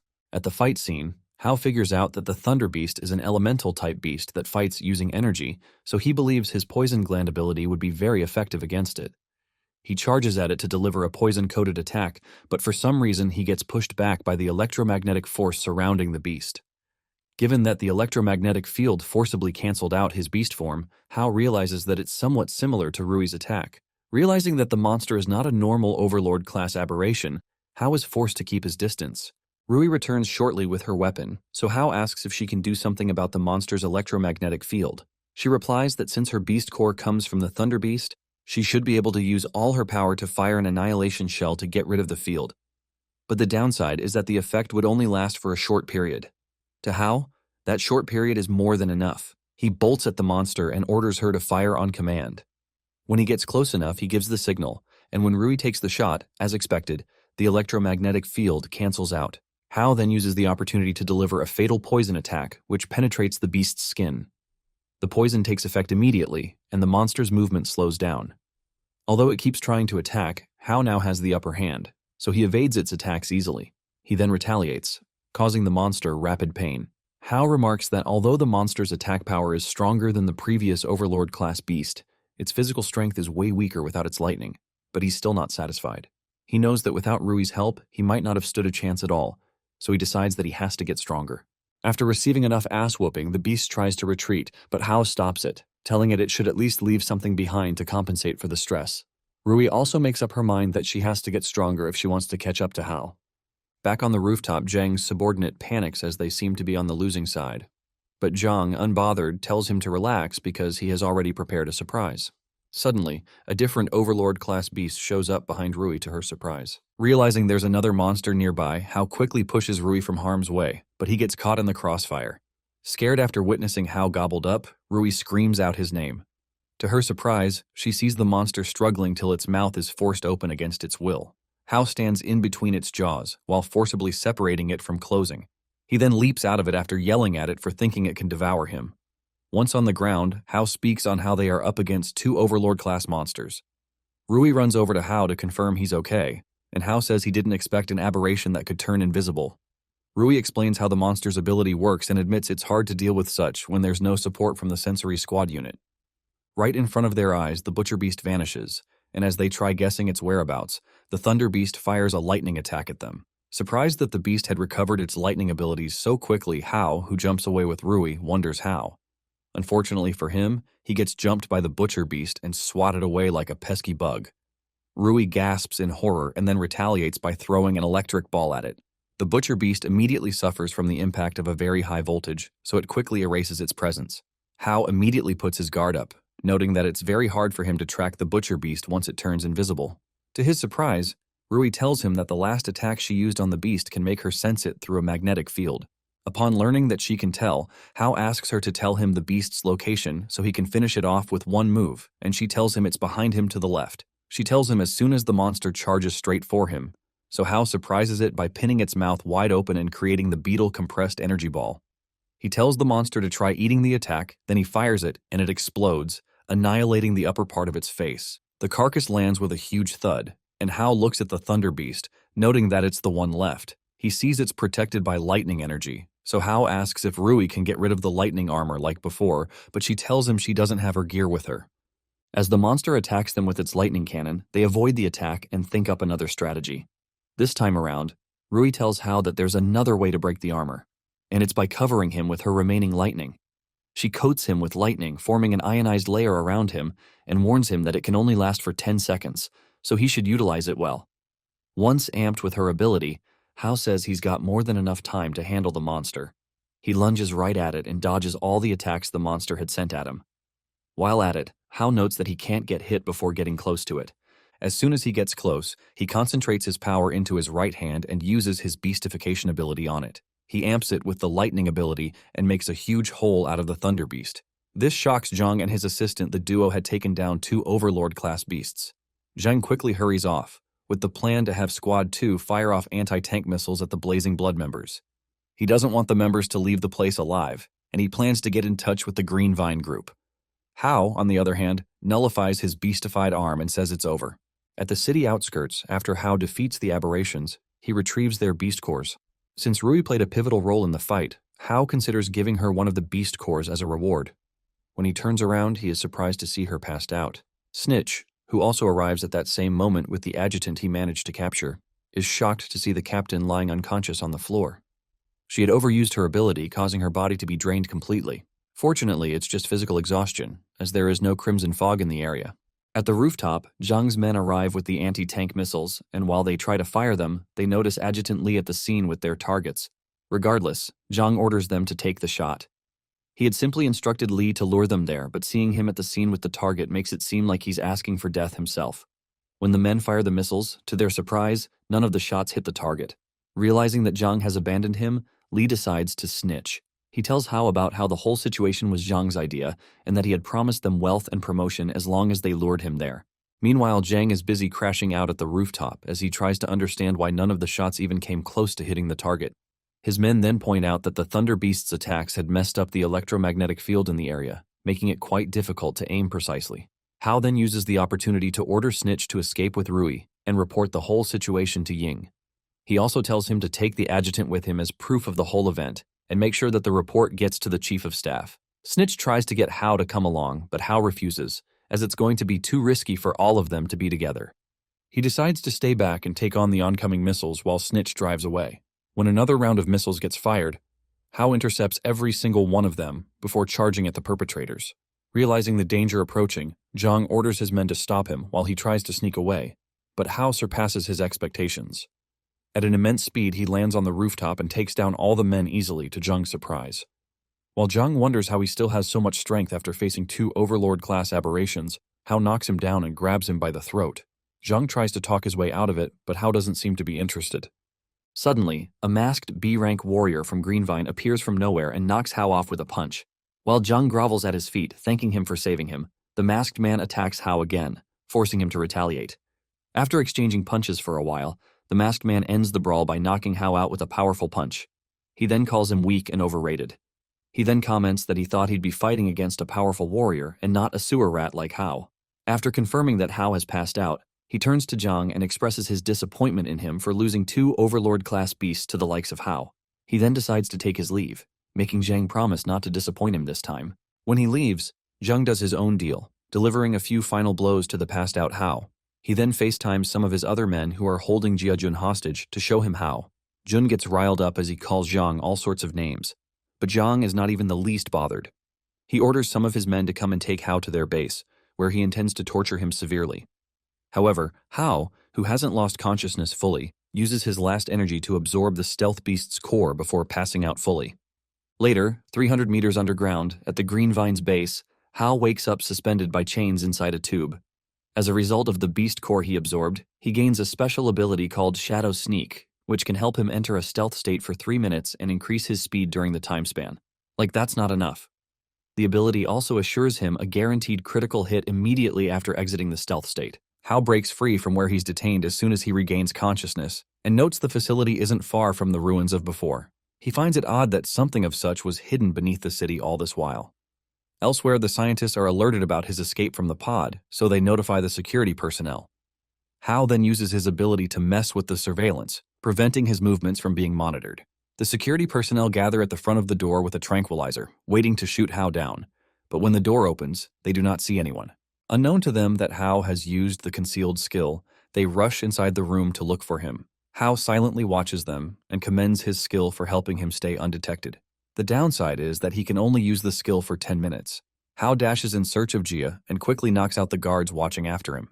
Hao disables his cloak ability and opens up the cage for Jia, who is surprised to see him. Jia commends Hao for living up to his expectations, and Hao says it was thanks to Jia's teachings. As Jia quenches his thirst, Hao tells him he was originally looking for Jia to ask about Shuo's disappearance, and he never planned to get him involved. Jia tells him he's also been looking for Shuo, and things have gotten more complicated than he had imagined. Jia tells Hao that as soon as the patrol team was formed, the city transferred many of their brothers away under the guise of special assignments. Ever since the men have gone missing and Jia has tried inquiring more, all he learned so far was that they went missing on a mission. Jia's major hindrance was Zheng, who had been secretly pressuring and obstructing him. Hao ponders on the matter and concludes that there are some higher-ups behind the whole underground situation because the city's defense doesn't have much power. He plans to capture Zheng and have him fess up on who the mastermind is. Suddenly, the security personnel storm into the room only to discover that Jia had already been freed. They yell at the men to freeze, so Jia tries to cover for Hao by asking him to run while he fights the men, but upon learning that the men plan to kill Jia, Hao flash steps and knocks them all out with a kick. This shocks Jia, who struggles to process what just happened. Hao then tells Jia that if he runs off, then all his efforts of intentionally getting captured will be for nothing. Once Hao confirms that Jia can move by himself, they set out. Meanwhile, Zheng orders the scientists to release the beasts because Hao will get to them at this rate and kill them. They refuse, reminding him that he's not their boss, but Zheng insists, saying that since their superior isn't around, he'll take over. With that, he orders them to release the monsters while they make their getaway. When Hao sees the monsters approaching, he tells Jia to find a place to hide while he takes on the monsters. Jia fearfully runs to take cover, while Hao uses his beast claws to cut the beast's head off like sashimi. While he tears the creatures apart, Zheng tells the men that it's thanks to his idea that they bought enough time to destroy the data. Zheng believes the aberrations are so many that they'll keep Hao busy, but to his surprise, a boulder hits him from behind. That's when he realizes that Hao has finished battling the beasts. The Vine officers who don't want any trouble ditch Zheng and zoom off. They then blow up the escape route behind them, and Zhang learns he's been used as a sacrificial pawn. Without having any cards to pull, Zhang tells Hao not to come any closer because he still has Jia in custody. Hao doesn't listen to him, and he pins Zhang to the wall, asking him who is calling the shots and what the underground lab is for. Zhang tries using Jia as a last resort, but Jia walks into view. Surprised to see him, Zhang opens up to Hao that the person he's working for is called Hong, a big-shot caller who promised Zhang endless riches and glory if he took Hao down. Zhang explains that they are only in one of their bases, and the current one is for rearing aberrations. Hao tells him of how they've been able to monitor him and how they've tampered with the files before he came. Zhang swore on his life that he didn't know about the missing files, but he could show them where the missing members of the patrol were. He suspects Hong might be there, so he asks Hao to let him lead the way. A short while later, Zhang takes them through an underground passage, claiming it leads to Hong. Meanwhile, in the smelly underground, Zhang plans to find a way to get rid of them. Hao, who complains of the stench, suddenly feels an overwhelming presence, so he concludes there's something beneath the underground area they are in. While Zhang leads them underground, Hao feels a terrifyingly strong presence that helps him confirm that there's a powerful being close by. The following day, Rui arrives at the Green Vine Fog storage base with Ying and Snitch in search of Hao. When they look around, they only find a pile of aberration corpses, making it difficult for them to figure out what exactly happened. Ying, however, is pissed at the rest of the team for losing Hao during a simple investigation mission. Snitch tells her about the time they once had an issue with Zhang over Jun's matter. He never thought he would actually make a move against the Special Response Unit. Ying cuts in that she already reported the issue to Chief Song, and he didn't seem to take it well. Youngji then shows up with the adjutant they had taken hostage, asking for orders on what to do with him. Rui responds that they might still be able to milk out information from him. When she tries to interrogate him about the mastermind behind the operation, Li replies that he doesn't know anything, as Zhang never let him get involved directly. Thanks to Ying's skills, she gathers dirt on Li, which she uses to blackmail him. Realizing his fate, Li then reveals that there's a certain Crimson Fog storage system that Zhang often sneaks into. Hearing this, Rui decides to head there. Youngji tries to stop her, telling her the chief already sent some units to Chishi City to suppress the rebellion. Rui then calmly replies that her objective is not to suppress the rebellion but to ensure Hao's safety. She orders Snitch to take the adjutant back to the city to rendezvous with the remaining units while she orders the rest to come with her. Getting to the Crimson Fog storage room, the team is encountered by a couple of guards who try to restrict their entry, but Rui forcefully makes a way for them by knocking down some of the men. The rest of the guards then immediately report the incident to Lu, the masked warrior who defeated Hao the previous day. Following the report, Lu catches up to them in the storage room. He attempts a sneak attack on Ying, but thanks to her quick reaction time, she manages to dodge it slightly. While the rest of the team wonders who he is, he charges at her again with a deadly punch, but Youngji protects her just in time. Even with his armament hardening, he is still swung across the room like a baseball bat from the effect. Rui then charges at him for an attack, but he evades it easily and punches her in the stomach. To her shock, he then kicks her across the room, crashing her into the walls while the others panic.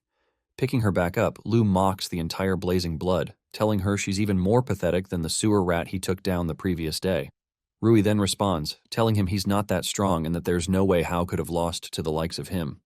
Upset, Lu tosses her into the air and tries to finish her off with a deadly blow, but the unexpected happens as Hao breaks into the room from nowhere and knocks him away with a punch. He then catches Rui midair, like a Disney princess. Seeing this, Ying starts to pout, whining about how she also wants to be carried like a princess, but Hao ignores her completely. He then tells Rui not to worry again as he's here now. Surprised to see Hao around, Rui asks him to confirm if he's okay, and he does likewise to her while beaming a smile. Ying gets jealous, so she interrupts the sweet moment by asking how long they are going to continue doting on each other since they have a huge problem to solve. Although speechless, Hao carefully puts Rui down and hears Lu Feng wonder how he got there. Hao then tells him that Zhang brought him there. Despite seeing Zhang cuffed and ordered around, Lu Feng gets mad at him and doesn't listen to Zhang's explanation about being forced to betray him. He leaps at Zhang, declaring that there's only death for him, and tries to get rid of him with a punch. Zhang's life flashes before his eyes, so he screams for help, and Hao intervenes by stopping Lu Feng's fist, saying Zhang can't die yet. While clinging to the B-ranker's hand, Hao tells Rui that Zhang knows a lot of secrets. She understands what it means, so she stays with Zhang. Pissed, Lu Feng calls Hao a sewer rat who thinks he can stop him and unleashes a fury of sonic punches at Hao. To his utmost surprise, Hao easily parries all the attacks with one arm and then says he's too slow before kicking him into a nearby wall. A few seconds later, Lu Feng jumps back while yelling at Hao for pissing him off and then fires a sonic wind blade at him. Hao dodges the attack and is surprised to see it cut an object. As the others realize that Lu has a special ability, Ying gets mad because he is also a wind-type user just like her, albeit a bit more advanced. Curious, Rui asks Zhang who Lu is, but Zhang tells her he is not sure, and he only knows Lu as Hong's subordinate. Lu throws multiple sonic wind blades at Hao, but Hao easily evades them as if he's doing a warm-up exercise. Done with playing defense, Hao declares that B-rankers are all talk, then he leaps right at Lu and punches him squarely in the face. Shocked at his speed and strength, Lu, who is sent crashing into the wall, wonders if Hao had intentionally lost to him earlier. He hits the wall out of frustration and disbelief, and it causes crimson fog to leak into the facility. Upon seeing the fog, Rui tells her comrades to leave with Zhang. When asked what she plans to do, Rui replies with a question, asking if it's fun toying with an imposter. Lin agrees with her, and she tells him to follow her orders. Suddenly, Ying stops her and says she has an idea. Meanwhile, Lu, who has been backed into a corner, takes out a pill and swallows it despite knowing it'll shave away his lifespan. The reason for taking it is to help him absorb the power of the crimson fog and stay sane, even though it's for a short period of time. Surging with power, Lu yells at Hao to come at him, but then flies straight at Hao to unleash a fury of attacks. Hao gets pushed back and is shocked at how fast Lu has gotten. While at it, Lu brags about how his speed and power are comparable to an A-ranker's. He punches Hao in the gut and sends him flying away. Now brimming with confidence, Lu asks Hao how long he plans to block his attacks. As he prepares to finish Hao off, he sees that the entire crimson fog has been blown apart with a huge gust of wind, with Ying being the mastermind. She amps Hao with the technique she calls Storm Blessing, and his body immediately feels lighter. With the remaining crimson fog left, Lu fires the fog at them all with the hopes of killing them, but Hao shocks him by absorbing the crimson cannon attack. Hao instantly appears before Lu and lands a barrage of fist attacks on the wind user. He then tells Lu that he doesn't need crimson fog to deal with him. As he clobbers Lu to the ground, Lu wonders where the tenacity is coming from and even compares Hao to a monster. After Lu gets ragdolled, Hao asks him for Hong's location. At the Crimson Fog storage base, watching Hao defeat Lu so easily, one of Hong's men begins to panic. Hong even remarks that he's quite impressed as Hao has surpassed his expectations. When his men ask him for the next step, he instructs them to destroy all the remaining data in the base and retreat with him. He then triggers a device on their way out to awaken something that has been asleep for way too long.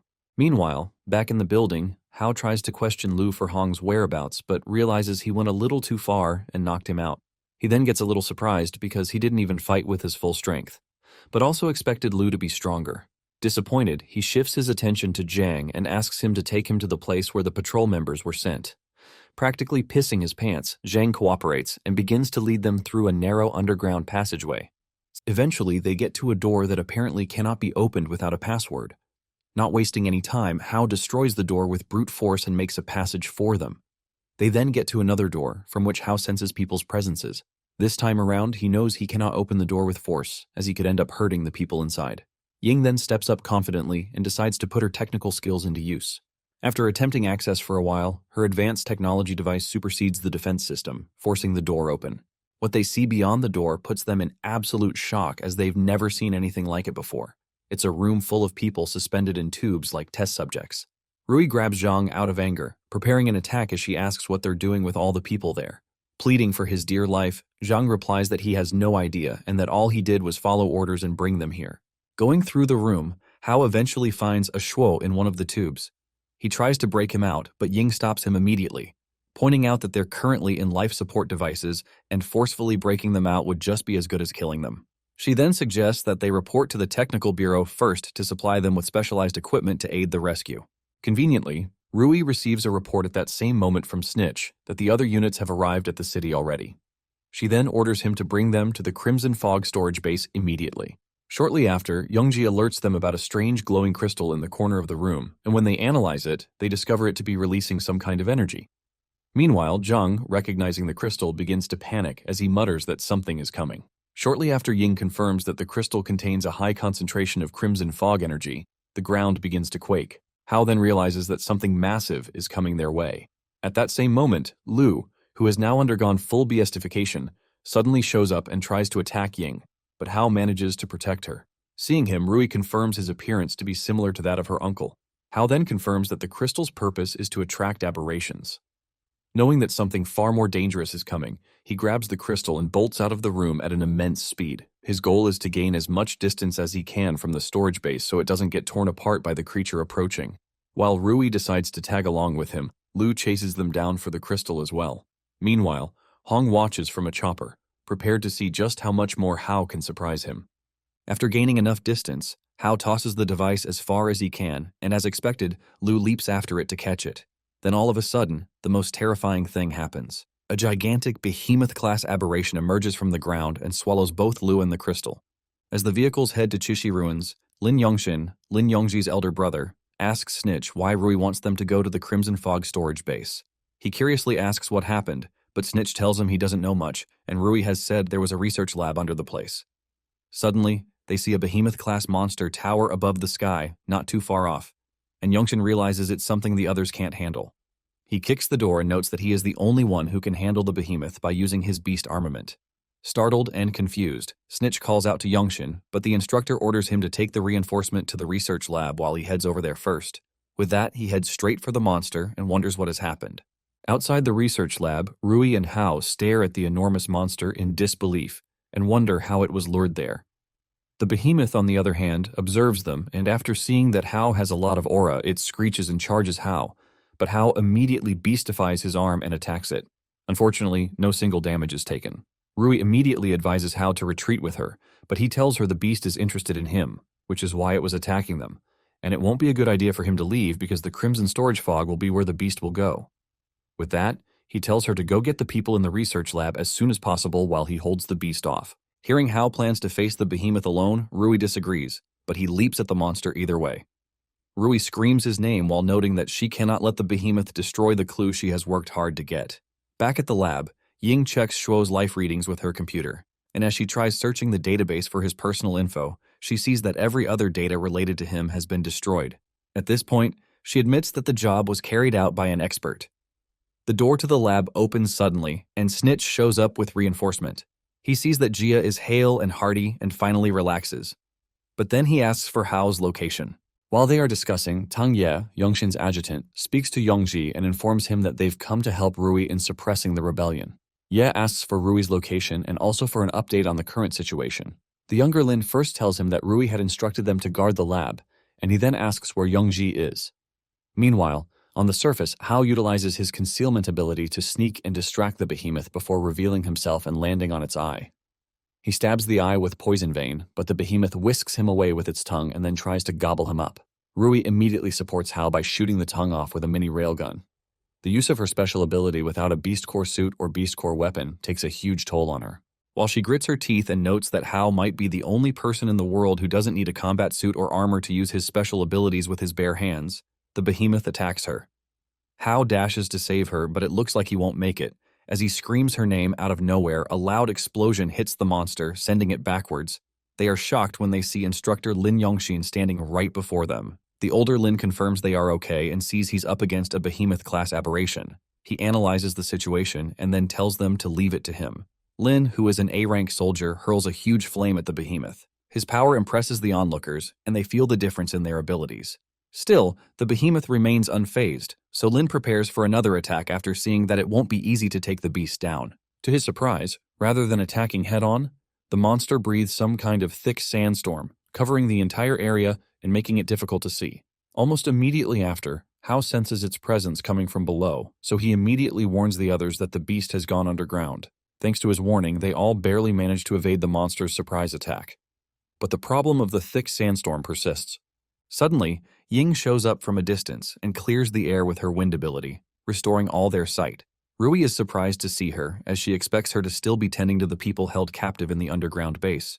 Yongji, who has also come along, then explains that everything is already being taken care of by the reinforcements Lin brought.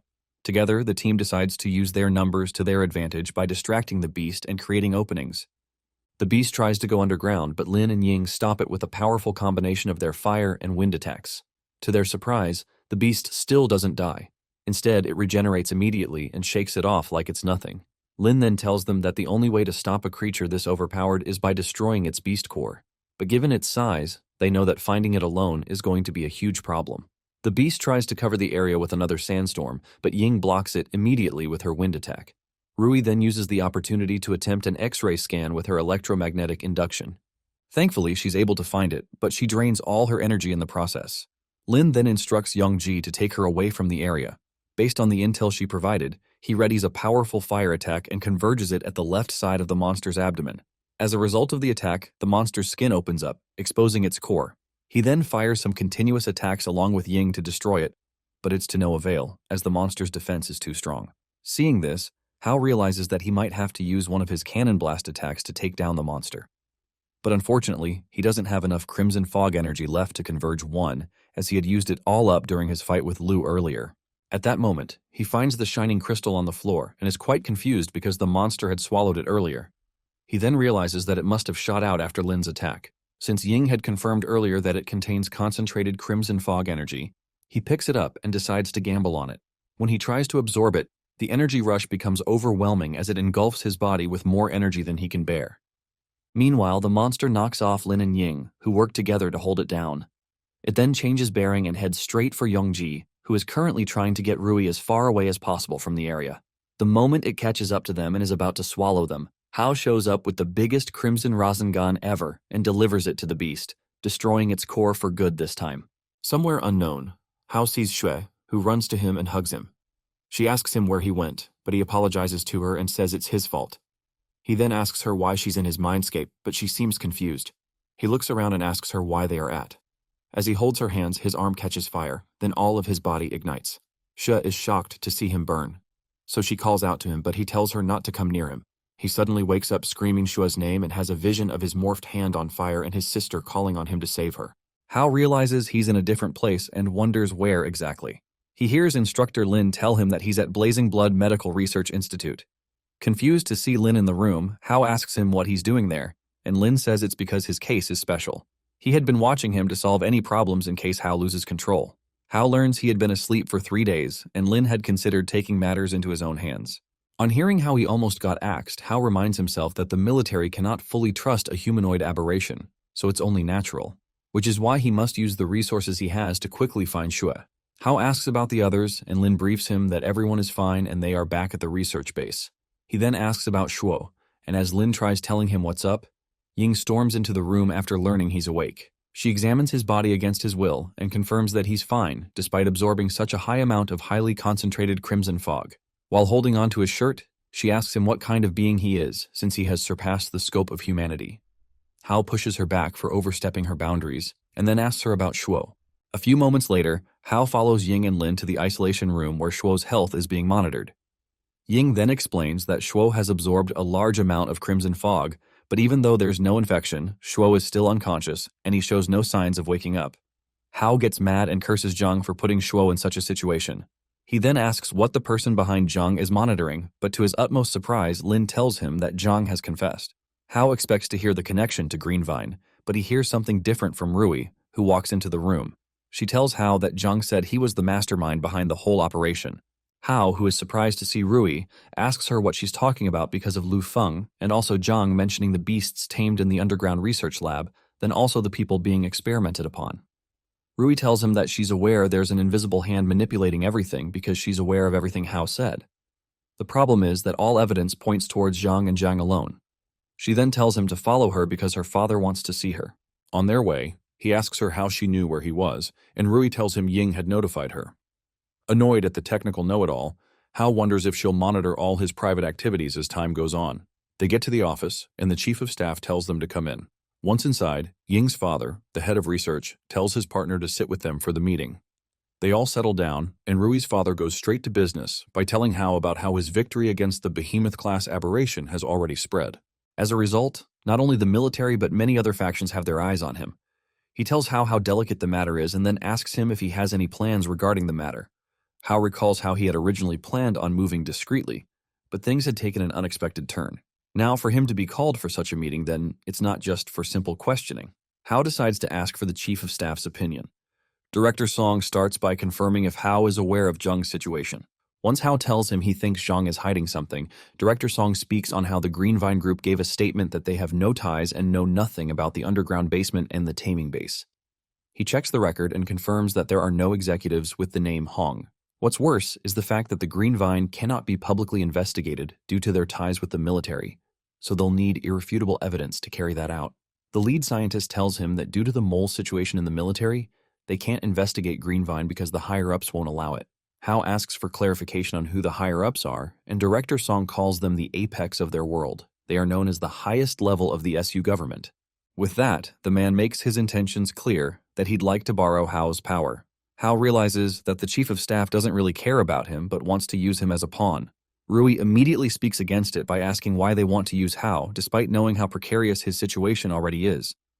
Instructor Lin, who already sees where Director Song is headed, speaks up about Hao's situation, saying that Hao needs to become the hunter rather than being hunted like prey. Old Man Song tells Hao not to answer immediately, but to go back and think carefully about his decision before coming back for an answer. With that, he puts Lin Yongxian in charge again and dismisses them.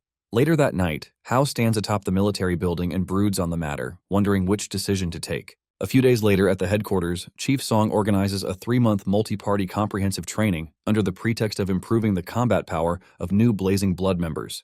But in reality, the real purpose of the training is to delay the outbreak of internal disagreements, clear out spies, and unify the military voice. Hao, however, still hasn't moved past the request the chief made to him. At the Blazing Blood, there's a point system for all the members, in which they can obtain points through missions, training, and free duels, exchanged for internal military items. One afternoon, while the recruits are gathered in a training room, a large screen displays the top 3 highest point scorers among them. The recruits are shocked to see that Hao, the highest scorer, owns as many as 210 points. Ying and Jin, who happen to be the second and third, own 95 and 45 points respectively. In military terms, one of those points equals 1,000 alliance points, making Hao richer than an average citizen. As expected, rumors circulate about the unfairness in the system. Although it's no longer a secret that he defeated a behemoth-class aberration, the recruits believe that the narrative is false. Even Jin remarks that Hao was only lucky to have been there, as he's sure it was Instructor Lin who took down the beast. Rui, who just so happens to be there with Ying, gets upset after hearing Jin speak. She tells him to keep his wild guesses to himself, pointing out that Hao was way stronger than he could ever become, but Jin still keeps yapping. Tang Ye, the Blazing Blood 7th Squad's captain, then cuts in, telling them to stop engaging in meaningless arguments. He explains to Jin that Hao's points were calculated by the system according to established rules, and that it was verified by Lin himself. He then remarks that he understands everyone's doubts, and for that reason, he has decided to give them a show. The captain challenges Hao to a duel right there, wagering 40,000 alliance coins. Hearing the amount, Ying immediately calculates that the money would be enough to upgrade a dorm room into a single room with a private bath for a whole year. She then begins to cheer Hao on, asking him to win the fortune for her sake. As expected, Hao sees the duel as a means of establishing his authority, so he accepts. When the duel begins, Tang warns Hao about his ice ability Beast Core as he launches an attack.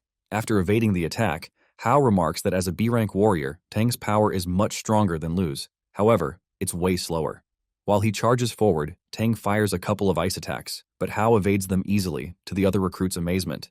Tang then creates a massive attack, which normally should be enough to defeat Hao, but to everyone's surprise, Hao evades it easily as well and attempts a sneak attack on Tang. Lin then arrives just before Hao makes contact and ends the duel. From the result of the duel, he declares Hao as the leader, and Tang agrees to it. The entire room goes quiet as the recruits are shocked to see that Hao has just defeated someone known to be the strongest B-rank warrior. Jin, however, gets frustrated at the power gap between himself and Hao. Out of anger, he makes up his mind that he has to get stronger, whichever way possible, so he can kill him with his own hands. A month later, Song gets a report from a patrol team about a beastman who was spotted causing havoc somewhere not too far away. He then summons Jin Ying to discuss it. Turns out the beastman is Song's long-lost brother, who had gotten infected a while back. He asks Jin Ying about the chances of his brother reverting to normal, and the scientist responds that it's even less than 1%. As a matter of fact, Hao may be the only one alive who possesses the power. After confirming the details from the scientist, Song decides that they might have to do the unexpected. Jin Ying points out how upset his daughter will be if he has her uncle killed, but Song replies that it's something that has to be done to save more lives. Later, when Rui finds out about it, she confronts her father, asking why he didn't inform her. She begs him to put her on the mission, but her old man refuses. He even bans her from leaving the headquarters, as she'd only get in the way of the actual mission. Devastated, Rui heads to the underground parking lot, where she meets Ying, who hands her a bag of supplies. Ying tells her to do what she has to do, as she will figure out a way to buy her time with her father. Rui then gratefully accepts the bag and heads straight to her car. While she drives off, she wonders if her father's judgment would have been different if she had told him she was the reason her uncle got eroded in the first place. She then makes up her mind that she's not going to back down until she finds a way to turn him back into a human. At the base cafeteria, Ying speaks high and mighty as they dig into their feast. Snitch thanks his stars and even wonders if the world won't come to an end for getting to enjoy such a luxurious meal. As for the man of the hour, he tells them to enjoy themselves after all. He isn't short of money. Seeing that Rui and Lin aren't around, Hao asks Ying what they are up to, and Ying tells him Rui took a few days leave because she had some things to do. Snitch informs Hao that Yongji also had other missions to carry out. Hao thinks about Rui's behavior and notes that she hasn't been trying to win him over to the Chief of Staff's faction like he had thought, because her behavior back then during the meeting was clearly against it. Hao then wonders what Rui wants him to do. Ying's phone suddenly rings, and after getting the alert, she shows it to Hao. Hao immediately gets up and tells Snitch that Shuo has woken up. Snitch, who is more concerned about the food, asks if they are to visit Shuo now. Once Hao affirms, Snitch leaves along with them, and Hao tells Ying to call Li, Shuo's younger brother, and inform him about it. When they get to the Medical Research Institute, Li runs to meet Shuo happily and asks him where he has been all this time. Shuo apologizes to him, and Snitch cries while watching the heartwarming scene. Hao, who is eager for information, has no choice but to disrupt the brothers. He tells Shuo he has some questions for him. Shuo asks Hao who he is, and Li tells Shuo that Hao is their benefactor. Hao shows Shuo the picture Li had with Shui and asks him what he knows about her. Shuo thinks back, and Ying tries to help him remember. Shuo then calmly recalls the day the Crimson Fog erupted and how he was sent to search and rescue survivors. The gruesome scene is still etched in his memory, and he remembers coming across Shuo, who had lost her memory, near a crashed helicopter. She didn't have any major injuries, so they sent her to the shelter established by the military. She stayed there for about 2 days before 2 people came with warrants and informed the soldiers that they would be taking her for psychological trauma treatment. Hao asks Shuo where they had taken Shui, and Shuo tells him to Su Yin town. Back then, he had followed her to the town as her guardian since she couldn't recollect anything about herself, but he then left to take on other missions, and an accident happened. That was all Shuo could recollect so far. After hearing him out, Hao mentions the town's name, determines that it's his next destination. Ying, on the other hand, recalls Rui's uncle disappearing in the same town, so she believes it wasn't a coincidence. She wonders what secret Su Yin town holds.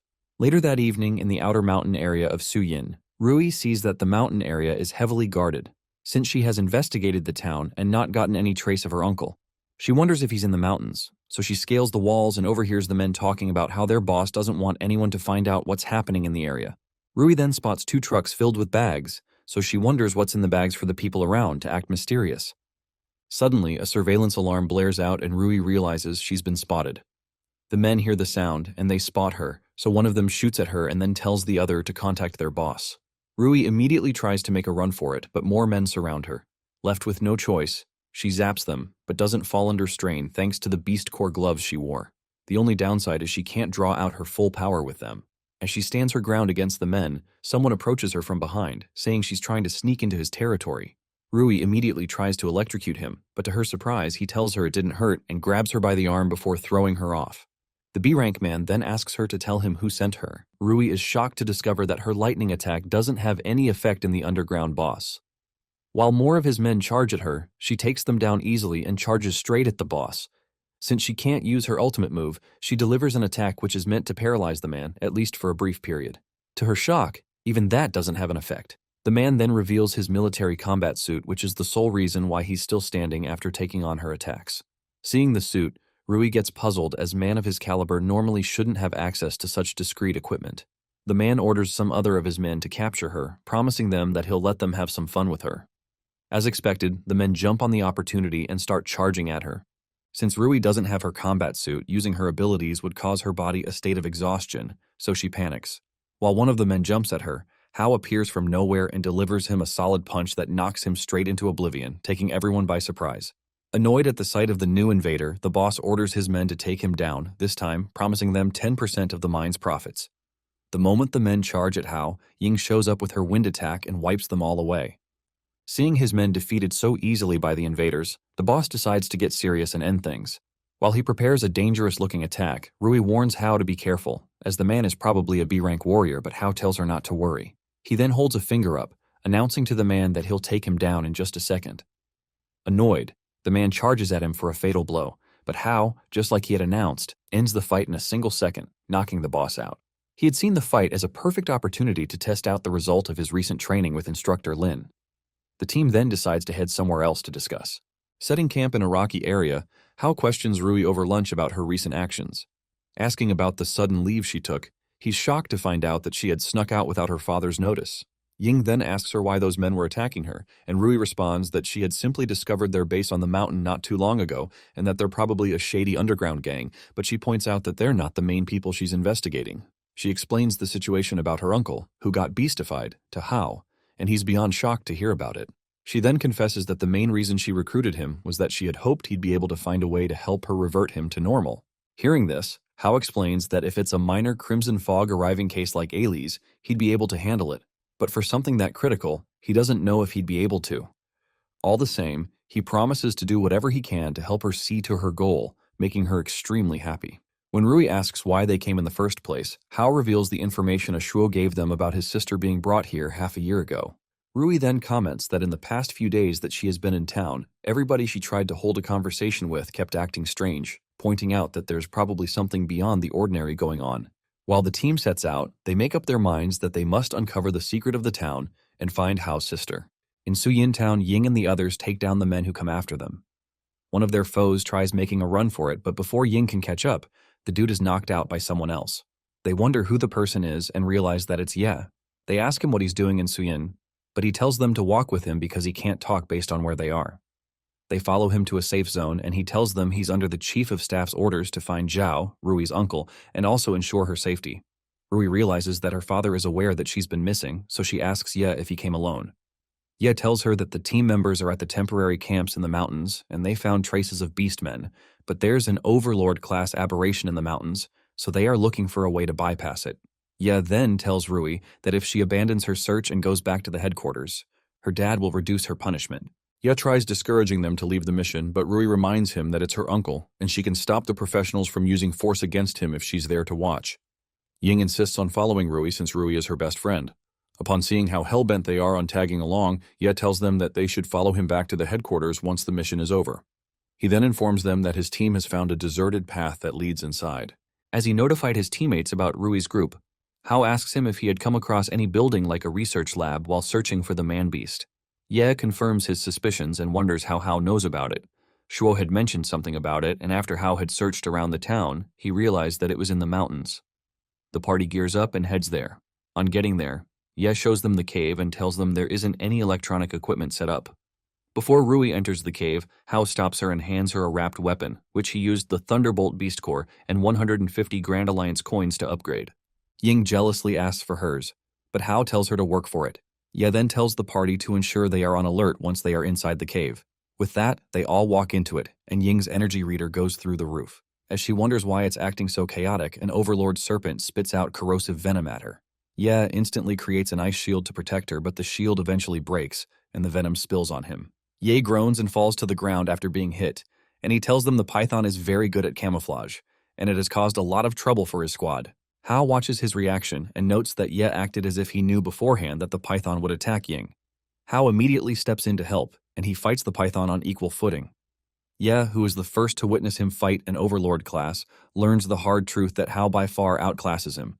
From nowhere, another overlord class shows up. This one is a minotaur with flaming hair. As if that isn't enough, another overlord class aberration joins in, making 3. Genuinely surprised, Ye struggles to process why and how there are 2 more of the beasts around them. From the top of the hill, the underground boss shows himself and tells them he won't be careless like the last time.